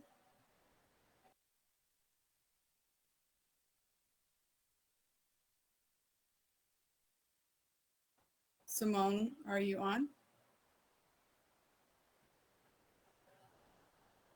Okay, we'll come back to him if he does get back on the call. Dana Carmen. Hi. First, I just wanted to say I know that this is this particular group of LSC members' last meeting together. And so I just wanted to say thank you to the outgoing members for your hard work on behalf of our school. I know it's been a long year and it's been a lot of work, but I really appreciate it. And thank you to those continuing on for the next 2 years, and to our newest members, Ileana and Sarah. I'm looking forward to continued progress. To that end, I know there's a lot to be discussed around stabilizing and improving our school and its culture and climate, but I don't want to lose sight of our students' needs. And I'll be honest, we never get an audience this big to share literacy info with, so woohoo. I wanted to update the LSC and community on the latest literacy information we've been learning from district administrators. I know a lot of times I do a straight ask, but I actually thought it would be more exciting to relay information. I did relay all this information last week to our PPLC, whose dedication to thoughtful decision making I greatly appreciate. Thanks for allowing the community to learn more about how our curriculum decisions are made, and I'd encourage parents to support these meetings and initiatives. I've been fortunate enough to have been able to attend a few meetings now of the CPS Dyslexia Committee, which Laura kindly scored me an invite to.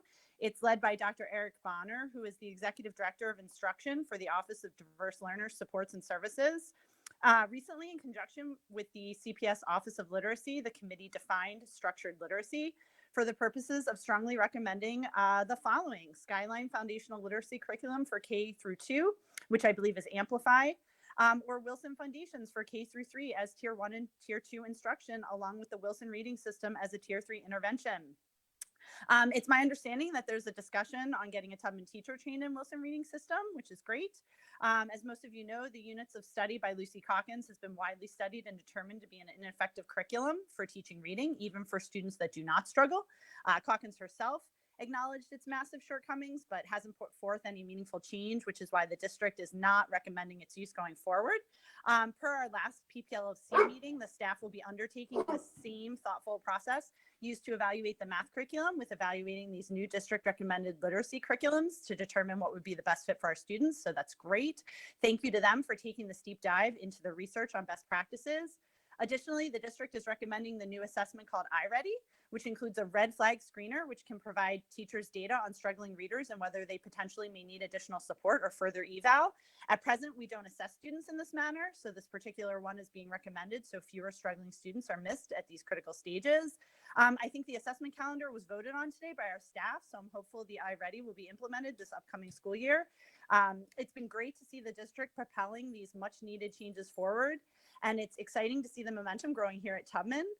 Thanks so much for your time, and I'm wishing everyone a great summer. May there be less hand sanitizer and more fun for everyone this year. Thanks so much. Thank you, Dana. Simone? Let's try it. Can you hear me now? Can folks hear me? Yes, we can hear you. I hate technology. Okay. I apologize in advance if any of this is repetitive. Good evening, Tubman community. My name is Simone Weffer, and I am a parent of 2 current Tubman students and have 2 others that have graduated from our school. I'm also a professor of sociology, the director of diversity, equity, and inclusion for the College of Liberal Arts and Sciences, and one of a handful of tenured Latinx faculty at Northern Illinois University. Having been part of the last LSC meeting and part of many conversations over this school year, I have no doubt some of the conflict we have been hearing about at our school is racial and racialized. Issues such as difference in leadership style, preferences for physical contact, and language usage can at times be explained due to racial differences. As a race scholar, I'm sure that this year there was pushback to decisions made by the new principal because she's an African American woman, pushback by faculty, staff, students, and families alike. Just as there was an embracing of her because she's an African American woman by faculty, staff, students, and families. But these racialized dynamics, which can explain some of the conflict, is not why I'm here tonight. As a professor at a public university, I am a mandatory reporter, meaning that if I see or am told of any incident where a student could be suffering harm, be it physical, emotional, verbal, or sexual, I am compelled by statute to report it. There is no gray area in the statute. Teachers, administrators, and staff must report any concern, quote unquote, up the food chain. It is not up to us to adjudicate or argue the veracity of what has been reported to us. Our job is to get the information to the proper investigative group. In the case of our school, that is the Office of Student Protection. And what I have heard, not just at the previous meeting, but through conversations with other parents, has me very concerned that CPS policies and procedures were not followed. That while eventually reports were filed, which resulted in immediate action taken by OSP, prior to that, there were a series of incidents that should have raised red flags and brought about reports. No matter what our respective positions are in this community, be it as faculty, staff, or families, all we desire for our students is to have a classroom environment where students' strengths can be polished and their weaknesses improved. But to have that learning environment, students must feel safe and know that if something happens to them that is irremediable, students in the building will take action. From what I have learned, I am unfortunately left asking the question, did the school's leadership do everything they could to fulfill their legal and moral obligation to ensure students were safe by following CPS policies and procedures around reporting concerns about student harm? Thank you for your time. Thank you, Simone. Molly? Hi, can you hear me? Yes. Hi, everyone. And thank you to all of this public participants who have gone before me. I think some very good questions were raised, some excellent comments, and certainly some very really hard to hear stories. But I am so happy that we can be here as an audience and can be here as a community to hear these things. I think the first thing that I just wanted to talk about tonight is trust, and the unfortunate brokenness in trust that is happening to our community. Not knowing where we are going forward with everything, I think that we need to identify ways in which we as a parent community, as a teaching community, and as an administration, again, the 3 of our communities can work together to rebuild that trust moving forward. I don't feel like the meeting from last week can just be ignored. And I think that we need to continue to have hard and difficult conversations with each other, to again establish those communication channels, to establish that trust, so that we can be the best educational foundation. That being said, I do have some lighter issues also to raise, or potentially not lighter, but in any case, I know that one complaint of Tubman last year was during summer enrollment, there was not a way to contact our office, and many families ended up having their first interaction with our school being one of frustration because they weren't able to enroll easily. I just want to ensure that we have someone easily available who is able to accept their enrollments, that we have very clear communications on how that is to happen. And if it is limited, that we again have those families understand when and where and how they can enroll this summer. And then finally, I believe, Ms. Gibson, you had indicated, and correct me if I'm wrong, that you will be inviting parents to be a part of the hiring committee potentially. And I would love to raise my hand as a parent of current third graders going into a fourth grade year in which both classes will be combined into one class, and in which there is currently an opening for a teacher. I want to ensure that we are hiring someone who would be able to easily hit the ground running in terms of not someone potentially right out of school. We need to have someone experienced. They will not have that second class, that second opportunity. And it also 10 is, seconds. thank you, potentially a grade band in which many will be new next year as well. So thank you very much for your time. Thank you, Molly. Charlotte? Hi, can you all hear me? Yes.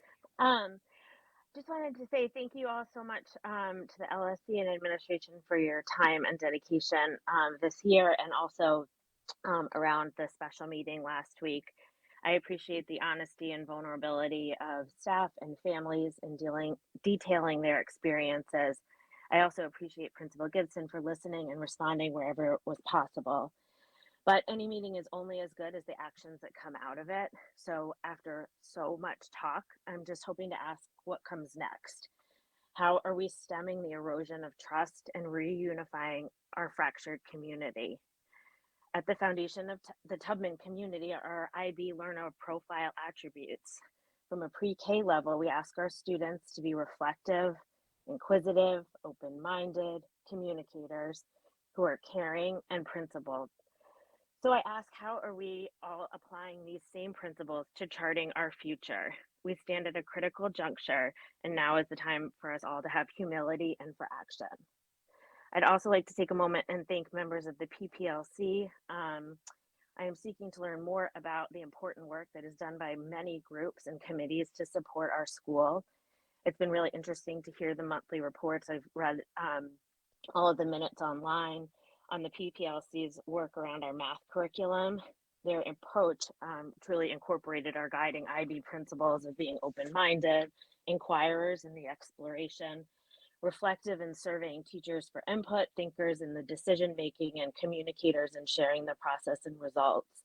I look forward to seeing this process taken with our literacy curriculum, which is overdue for a fresh examination.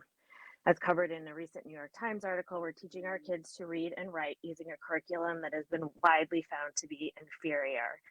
Back in 2000, the National Reading Panel, convened by Congress, did a comprehensive study and found that phonemic awareness and phonics are essential techniques to teach children to read, and scientific evidence has only grown in the many years since. So I look forward to this upcoming review. Thank you all. Thank you, Charlotte. Laura?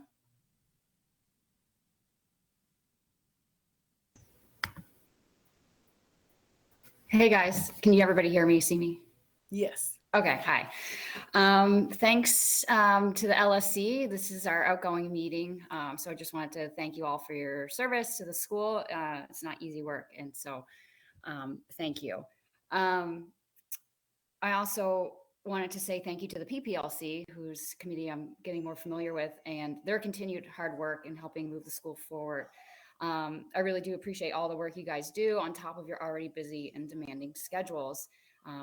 Doing deep dives into what the school needs is just super important. I know you guys have the best interests of our children at heart. So thank you for doing that. And also thank you to all the members that read the article that I sent. It was the New York Times cover story on Lucy Calkins. If anyone would like to read that, it's a great read about our current curriculum, and the previous caller or speakers have done a great job talking about literacy. So thanks, guys.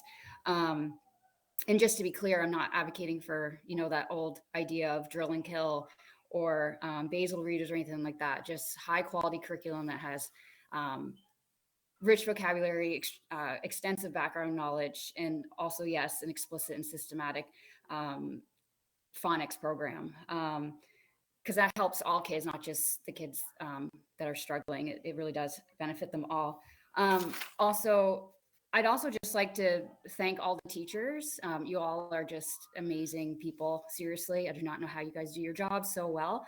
And just in particular, we have this year had such amazing teachers. Ms. Cole, thank you for coming with Macy from pre-K to kindergarten. We've been really blessed with you up there. Ms. Assel, you're so kind and caring, and Zoe's definitely just really enjoyed you.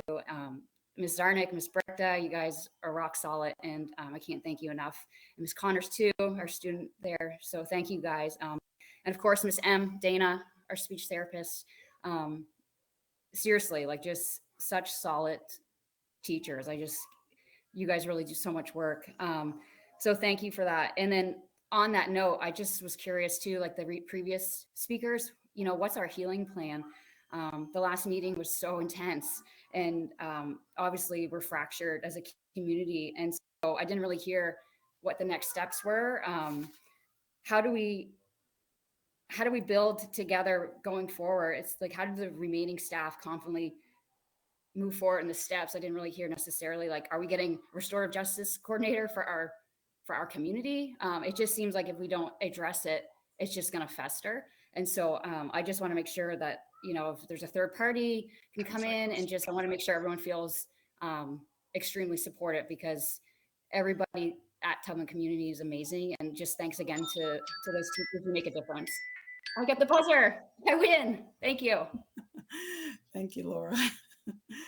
Let's see, Kirsten, and then Kate and Cindy.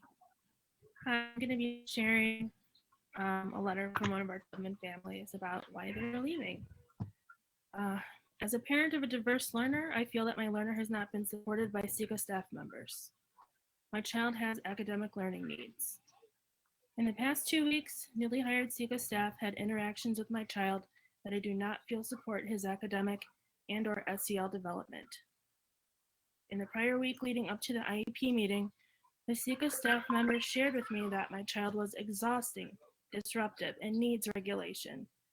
This was shared with me while my child was near and heard what was said. The homeroom teachers countered what was shared about my child by the SECA staff. The experience with the SECA staff member has been the icing on the cake for my decision not to return to Tubman the next school year. During the fall, I had contacted the principal about how my child was berated in front of his peers by a specialist teacher. My child was publicly embarrassed, and I felt the redirection was harsh and inequitable. I stated that my child was not the only one who did not understand the directions provided, and felt my child was singled out in the class along with 2 other students of color. The principal refused to meet and discuss the concern brought forward by our family. It is my hope that all children at Tubman will be seen for who they are as learners, regardless of how they were raised, to what they look like, or the level of their learning needs. Thank you. Thank you, Kirsten. Kate? Hi, I also was asked to read a parent statement from someone who felt like they could not speak for themselves because it would have identified who their child was and that this was sensitive information. This I'm actually going to share this statement with the LSC. It's about 3 pages long and it has a lot of support documents laid out, but just giving the summary, I think this is related to Kirsten's family as well, noting that same interaction with the specials teacher that they felt was not addressed with the principal when multiple parents brought that up in December of 2021. Also stating issues where the child was receiving services because of some bullying that was happening at school, and then the school counselor left in October, and that counseling that student was getting to help with that bullying situation, they were never notified on the support, and they were never given any more counseling opportunities, and there was no communication there. This parent has lots of information laid out here, along with the code of conduct and what they thought should have happened instead, and places where they feel that the policy was violated. So I will share this with the LSC because it's a lot to read in this situation, and also the parent is willing to give all the documentation that they have to back up the concerns that they have, but this is basically their concerns about concerns that were brought to the principal that were not addressed in the appropriate fashion. So I will share that with staff, with the LSC. Thank you. Thank you, Kate. Cindy? I'm good. Thanks. No comment. Okay, thank you.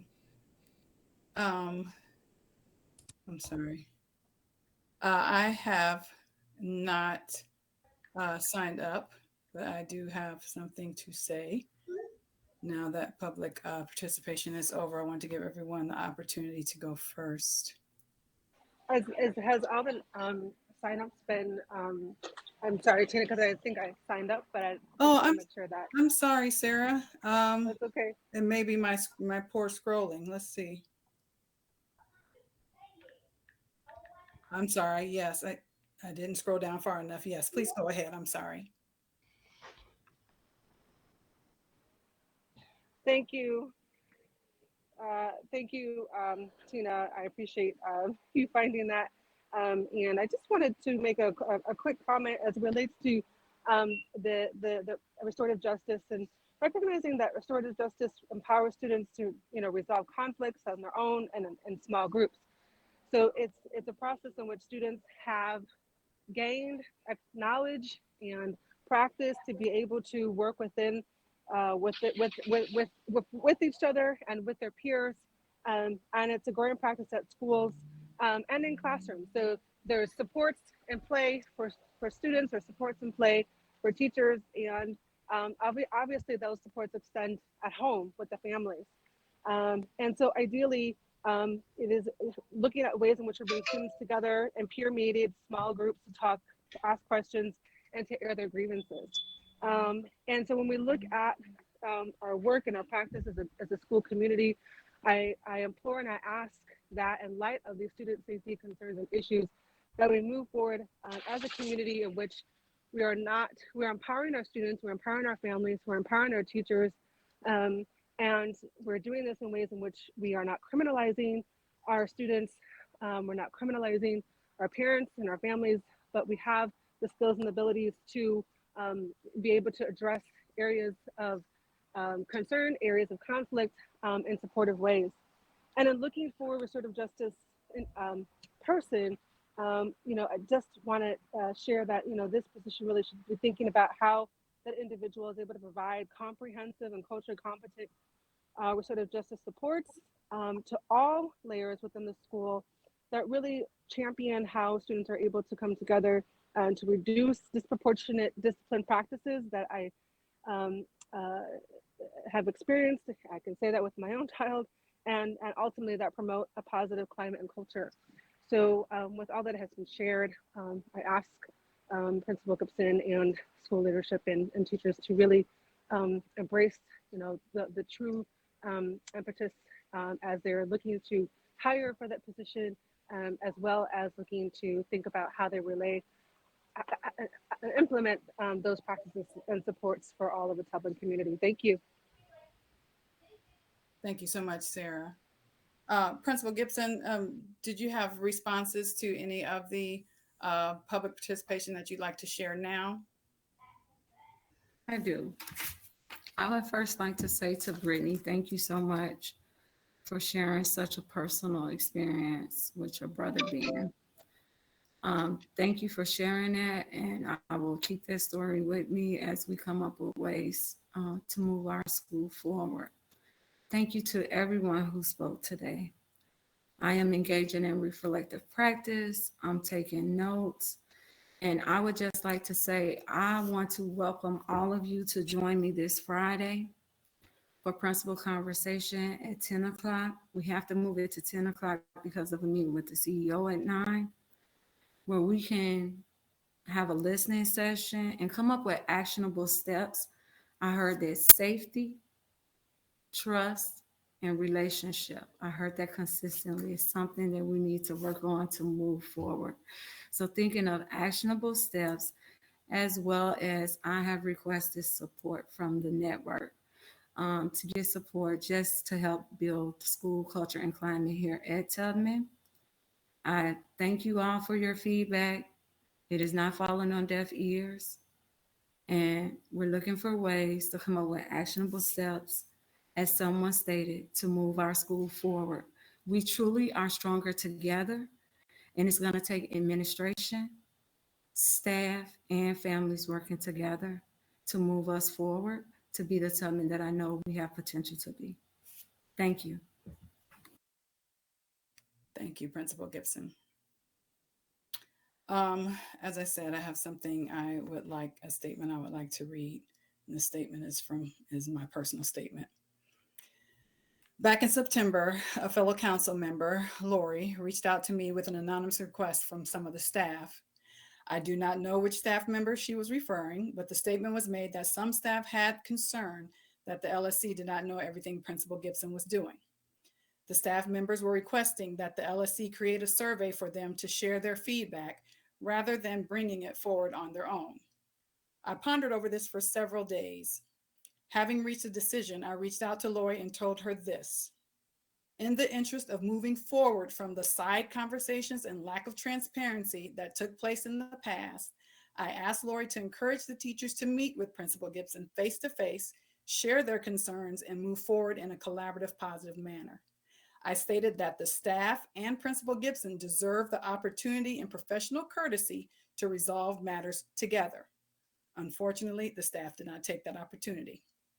When I learned of staff members going over Principal Gibson's head to the network with their concerns, I reached out to have a conversation with Mr. Hall. He shared those concerns with me. When I asked him if anyone had taken advantage of Principal Gibson's open door policy, he stated no one had because of concerns that what they had to say would be shared with others. I encouraged him to perhaps serve as a representative of the staff and to meet with Principal Gibson and work with her on voicing their concerns and coming to collaborative resolution. Most recently, I reached out to a fellow council member asking for any resolutions or suggestions the staff had come up with since the last meeting, as well as for parental concerns that had been shared with the council so that they could be shared with Principal Gibson so she could address them tonight. To my understanding, that information was not shared before the meeting. Over the past week, I have weighed in my mind not only the information that was shared at our last meeting, but also the road to this point. Frankly, I don't understand how a month into the school year, which will be September, something so egregious had happened that the concerned staff members were paralyzed with fear of having an open, honest conversation with Principal Gibson. At the last meeting, the concerns expressed were laced with assumption of guilt, accusations of lying, and the underlying tone that for some reason it is not Principal Gibson's professional right to make certain decisions. It is suspicious and dangerous that the viewpoint of staff is taken as gospel, while anything Principal Gibson had to say was met with skepticism. Even the requirement for her to not come close to divulging certain information per the guidance she received from the network, she was accused of wordplay and lying. My heart absolutely aches for the parents of DL students who are rightly concerned that their children be able to forge the same bond with new staff members as they did with those in the past. However, I find it undermining that with Principal Gibson being the only one who has all the information and who also has a specialty in special education, the expectation is that she asks the reassigned staff to return and negate the information that led to the reassignment. Such decisions should be made in the interest of all students, not staff relationships. Rather than any focus on resolution or acknowledgement of all the positive, collaborative, and reflective actions Principal Gibson has done, those voicing their concerns only chose to focus on the negative. One example, one interview was conducted without staff assistance, as opposed to the approximately 8 that were. However, she was berated for that one instance. There was no mention of Principal Gibson's work with the PPLC to conduct staff surveys. There was no mention of Principal Gibson's attempt to involve the network chiefs and her principal mentor in meetings so that they could provide suggestions and guidance. I know of these actions and many more because of my nearly daily conversation with Principal Gibson, typically well after 10 p.m. One of the letters from the staff even went so far as to say this school year, managing the school, quote, should have been easy. I also heard that she had been given grace. It is not giving grace to go around and above someone you need to settle professional discourse with without the opportunity to be involved in that resolution. It is not grace to expect perfection and a perfect working relationship from someone who is a first-year principal coming into, well, from anyone, but particularly anyone who is a first-year principal coming into a building steeped deeply in the biased ways and allowances of the previous administration in the middle of a global pandemic while nursing her minor child back from a life-threatening automobile accident. All of this on top of receiving racist, offensive death threats via her personal phone. I am not saying there's no opportunity for Principal Gibson's improvement, nor that she has not made any mistakes. What I am saying is the actions taken by the staff thus far seem focused on besmirching Kimberly's name and destruction rather than resolution. I find the expectation of perfection hypocritical, and this is why. My daughter's first week at this school, her 504 was completely ignored by her teacher, leading her to have an accident. She remained in the bathroom crying until she was found by another teacher. That teacher was the one who called me to explain only why my daughter would be wearing different clothes when I picked her up from school. She had no idea what had happened. I did not hear from her teacher until I reached out to that teacher. At that point, she completely dismissed my concerns. In the very same week, the children were allowed to run around at recess without their shoes in their sock feet. My child collided with another student and ended up with a black eye. I would not consider the actions of the staff at this school perfect during our first week at this school. Over the years, my child has come home and discussed with me the disrespectful ways some of the teachers addressed her friends. I had to intervene on one occasion when my daughter was directed never to disagree with her teacher, when she had simply waited until after the lesson to let her teacher know that she was not the person guilty of what she was accused. There is also this outcry regarding loss of staff. It seems forgotten that most of the staff was dismissive of the harm of having a racist scientist as our namesake. No one spoke up then. The school has been failing our Black and brown boys in math and reading for years. No one on the staff has been sounding the alarm on that. This school has a disproportionate punishment rate for Black and brown children, using our Black security officer as a warden for children that misbehave, placing them on display at his desk. Some of the same staff engaged in that harmful activity. Black and brown children are disciplined more harshly and at a higher rate than their white counterparts at the school. This has occurred at the school with some of the staff we currently have. I mention these things not because I'm expecting any sort of penalty or repercussion. I mention them to point out that no one is perfect. I mentioned them to point out that this school with the current staff have a lot of equity issues to address. I mention these things because we must remember that there is a lot of healing and improvements in equity in our practices that need to take place. You must remember that we are all a sum total of our experiences, and those experiences, good and bad, shape our perception, interpretation of things. Lastly, I say these things because I'm hopeful that those in the Tubman community, for the sake of our children, can fight the urge to revert to past practices that led absolutely nowhere but to a divided community and a school where only children and family needs of a particular small subset were met. Thanks for listening. The next thing on our agenda is action items and next steps. Cindy, do you have action items to read? Tina, Yeah. can we just open up? I mean, nobody, I respect you being able to speak and speak for much longer than 3 minutes, and that was completely fine, but can you open it up to anyone who may want to say something themselves? Sure.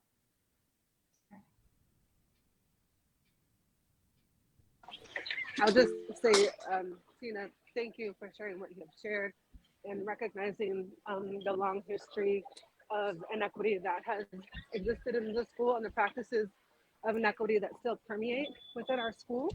And so thinking about our school leadership and Principal Gibson, and also recognizing what she's walking into and the huge feat that she has dealt with, pressing upon the fact that you know, there's a great call to what we need, and there's a great sense of urgency and a great sense of skill sets there. So there has to be an openness where there are gaps to partner and build relationship and trust to how we move forward. And so I know the work is huge. And with that said, and looking to our leadership with that, and recognizing where we are, it is paramount that there be a relationship built that's steeped in trust. And so that there's still work to be done there. And it's you know, the question is, you know, is there the capacity to be able to do that work and to do that work and what we need? And so I hope that we continue to work in a vein of partnership, unpacking those hurts as we move forward, because it's very much needed for our school community as we move forward into not only the name change, but also the true, I would say, kind of changes that's needed from a systemic, pragmatic level within our school community. Thank you. Thank you, Sarah. I think Kirsten, Lori, then Kate. Hi, I just wanted to ask if the fact that she's been receiving death threats was common knowledge. I had no idea. A lot of people didn't, and that was per her choice. I asked her specifically if I could let that be known. But in September, she started getting death threats with the N-word and other things. I'm sorry. Lori, then Kate. I thank you, Tina. You know, we've worked for a long time together. I didn't prepare a statement. I just want to add, I mean, just for clarity, when I contacted you from the teachers, it was November. So they had some time, but I'm not going to argue with what you said. I just want to say, because you put the dates in there. But I do want to call out to the community and really, really welcome people. I'm hearing things tonight that I haven't heard. And I really want to encourage people. The LSC, you know, there's a very basic job that we are asked to do. When you look at our description of who we are, it's very simple. And many schools, the LSC shows up, does 1 hour meetings. Like some people actually put a time limit that the meetings can only be an hour. But our LSC really works hard. And some of us have joined all these committees because we want more voices, but we really need more voices. When for the first few months, the equity committee was Sarah, Tina, me, and Cindy. You know, we need more representation on there. Tubman Inclusive Education supporters. I'm horrified by the statements that Kirsten and Kate read tonight. And I feel I want to try so hard because it reaches me as a mom to 3 diverse learners, and to hear anything involving SICAs, because their job is to keep our children safe, and they have such access to our children. And I've always said, like, the specials teachers, they're not a part of our IEPs. There's just so much growth. But I really want to act and ask more people to come to these meetings, to join these committees, to share your voices. And I know that it's hard, and we all have different work obligations and family obligations. But if there's any way that people can start to speak up and feel confident that their voices will be heard no matter who they are, that would be really important to me, because I do put a lot of time into this, and I do take this all very personally. So I do thank everybody who spoke tonight. I think everybody was very brave, because sometimes people come in and you're going to say something that not everybody agrees with. And so I appreciate that. And I hope we can continue and actually build real safe spaces, because as much as we've been asking for that, we still don't have it. So thank you, everybody. And thank you, everybody who sticks it out. And I look forward to working with the new LSC, and we will need 3 positions filled. We have space for 2 parents and 1 community rep soon. So if you are interested, please reach out. Thank you, Lori. Kate? I just wanted to follow up on some of the stuff that Tina was saying. First of all, I think that at the beginning of this year, I knew what a massive lift it was going to be for Principal Gibson. I knew what she was walking into, all the changes needed. When I ran for LSC, one of the things that I was talking about was that we need to make sure that our school feels safe and welcoming for every student that walks in the door and every single family. And we have not done enough to make that the case. And with the discipline practices, and with the gap that we have in achievement across all, diverse learners and kids of color, all of that stuff were big things that we needed to be working on, along with, and a lot of that comes with the implicit bias and issues that are there. And that is why I knew that Principal Gibson had a ton of work to do, because there was a lot of work to be done. I did not know the specifics of some of the things that Tina mentioned, and it's horrifying to me that that happened. I did not know the specifics. I'd heard whispers, but I didn't know anything that it had been that bad. Any of it was horrible, but I am devastated to hear it was that horrible hate. I think the thing that's most devastating for me about this year, though, is I don't think we've made any progress on any of those things that I was hoping that we would have made progress on. And I feel like for lack of, for whatever it is that is the issue, wherever that lack of trust is, the accusations of lying, or teachers not feeling comfortable, or staff not feeling comfortable, whatever it is, we have a toxic environment that's there that I don't know how to fix. And we haven't been able to fix it. And then we're never going to be able to make those gains that we need to make our school work best for every kid that's in the school. And so I agree with you. It was a ton of things. I can't even imagine all of the things that Principal Gibson dealt with this year, and beyond what she should have, just that was the difficult things at school. But I really, I know you think the teachers didn't reach out enough. I mean, I had lots of conversations with teachers with the action steps that they were taking to try to remediate things. And I think all of us felt like we were in a more positive space about 2.5 months ago, right before spring break. It seemed like there was something was coming together, and that I was optimistic that we were going to be able to get past this impasse with work being done on both sides.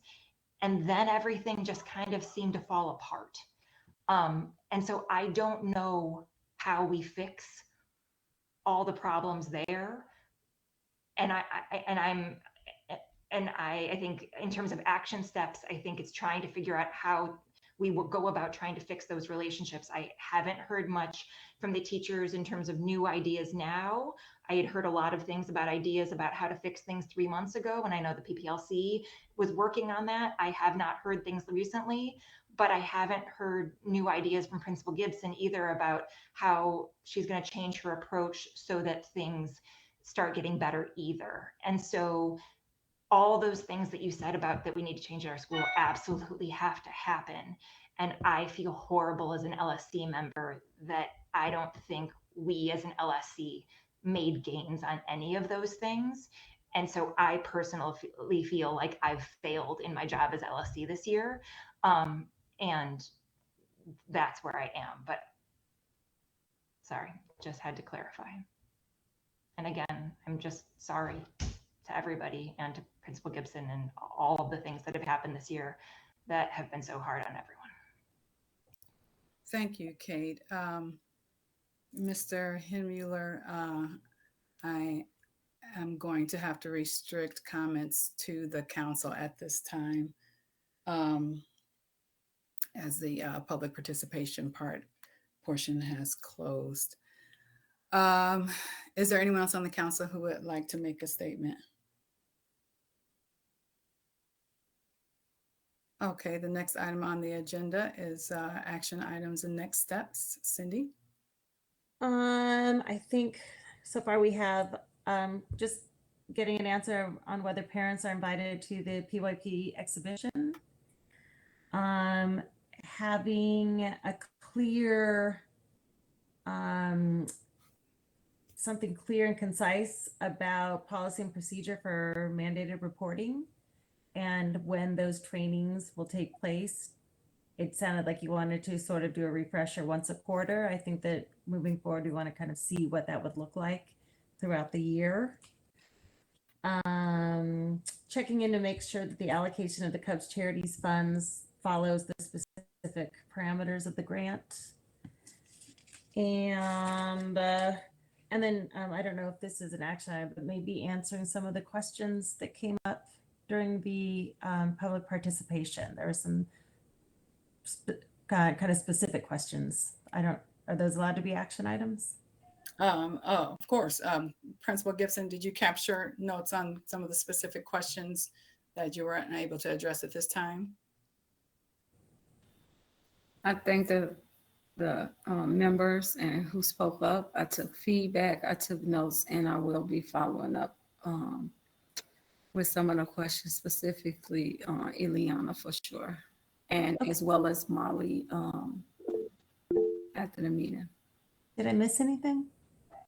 Not that I'm aware of. Emily, did you have a comment? Yeah, sorry, I had a last ditch effort thought here. It just feels like being kind of the sole staff member voice here. And also, we can all admit I'm in a unique position because I've been out this year, but I'm privy to a lot of information that has transpired and was actually in the building today. So I have a sense of sort of a vibe. And just wanted to say, it feels like there's a lot of follow-up and responding to parents' questions, and you reiterated to invite people to your principal conversation you're hosting on Friday.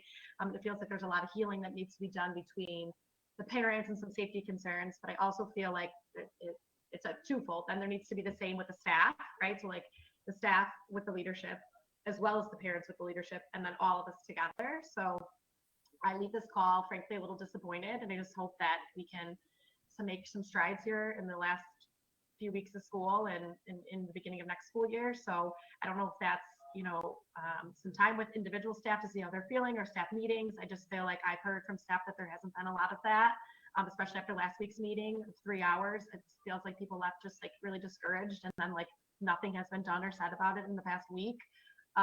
So it just feels like I just want to make sure we have that healing with the staff too as we go into summer. I just would hate to lose more teachers with kind of like the way this school year seems to be ending. So just kind of wanted to rally for doing all the healing we can with the staff as well. Thank you, Emily. And I would just reiterate my encouragement of the staff, as with last week, to share suggested resolutions. I know that there have been actions taken, change in behavior per the guidance of network, inclusion and people of the network, attempted inclusion in PPLC meetings, surveys that have been created with between the PPLC and Principal Gibson. So I'm not sure what other actions are being looked for, but I definitely encourage the staff to reach out specifically with resolutions and have those conversations with Principal Gibson so that this community can heal, so that things can be clearly communicated and collaborative and move forward in that way. So thank you for Emily for being that voice. Yeah, I will. And I hear you on that. And I think staff has. I just want to reiterate that. I'm getting inundated with messages from my staff that are on the call and staff that could not be here to speak on their behalf. And a little tough about Mr. Hall, but staff has brought concerns about all year long, and some of them have not been addressed. And it just feels a little bit like, I know that you all support the staff, but it feels a little like that you're sort of going against us, it feels like, Tina, and that the staff has to come up with all the resolutions and the staff has to call OSP. And it's like, we chose Miss Gibson to be our leader and we need her to support us and all the things we need support with. So like, while it's on the teachers to come up with resolutions, it's also on our leader to help us with those resolutions. Like, oh, you're absolutely right, Emily. We're all in this together, but we look to Emily, I just need the staff to work with me, so I will host the staff listening session, but it will take all of us coming together and working together collaboratively. And to be honest, I don't think that has happened. Right. So And it in feels like order to move forward and not be defensive or reactive and be proactive, one of the things I heard you loud and clear. So just like we're having a principal conversation, I still have the open door policy, but I will intentionally try to schedule some more one-on-ones, and maybe I'll have a sign up genius in our next staff letter where staff can sign up so they can talk and share resolutions that they think will help us move forward. So I can reflect over that over the summer, and we can use that for planning. So we continue to move forward. That's our whole goal. Staff and administration have to work together as well as families, so we can have a better outcome for our students. It's going to take the whole community. And I did hear that. Someone mentioned that during our public participation, and they were absolutely right. It's going to take all of us working collaboratively together to move forward. I'm willing. Safety is a concern for me as well. Trust and building relationships. And just like when I interviewed that I talked about building relationships, that's something that's going to be one of my top priorities right next to safety. Thank you, Principal. Is there anyone else who would like to comment? It's Lori. I just want to say there's so much work to be done, and I don't think any of us are qualified or able to do it alone. And that bringing in a third party to me seems extremely necessary.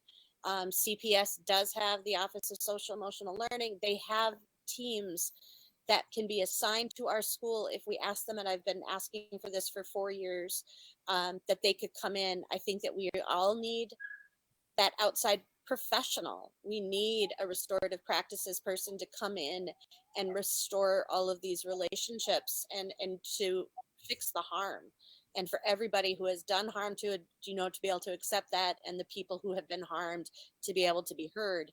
And I don't think that this believe it or not, is no fault of yours, Principal Gibson. It's not, you can't fix this anymore.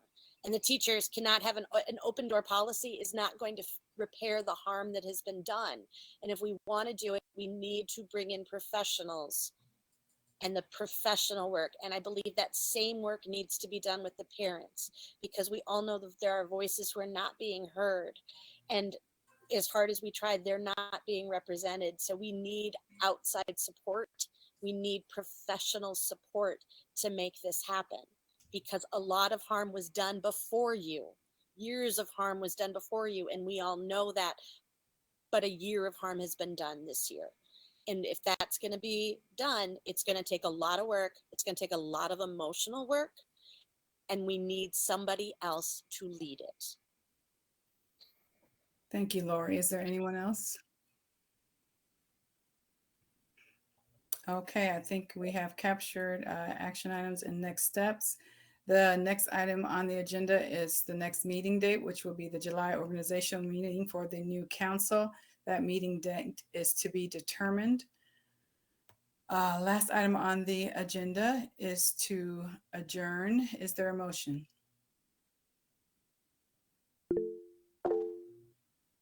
I think, Lori, is that a motion or an early vote? It's a little bit of both. I motion to adjourn this meeting and the last of this LSC. So I second that motion. Is there any discussion? If there's no discussion, let's vote on the motion. All in favor of adjourning? There we go. It looks to be unanimous. Thank you, everyone on the council and the community, for your extended time today. Take care and be safe. Goodbye.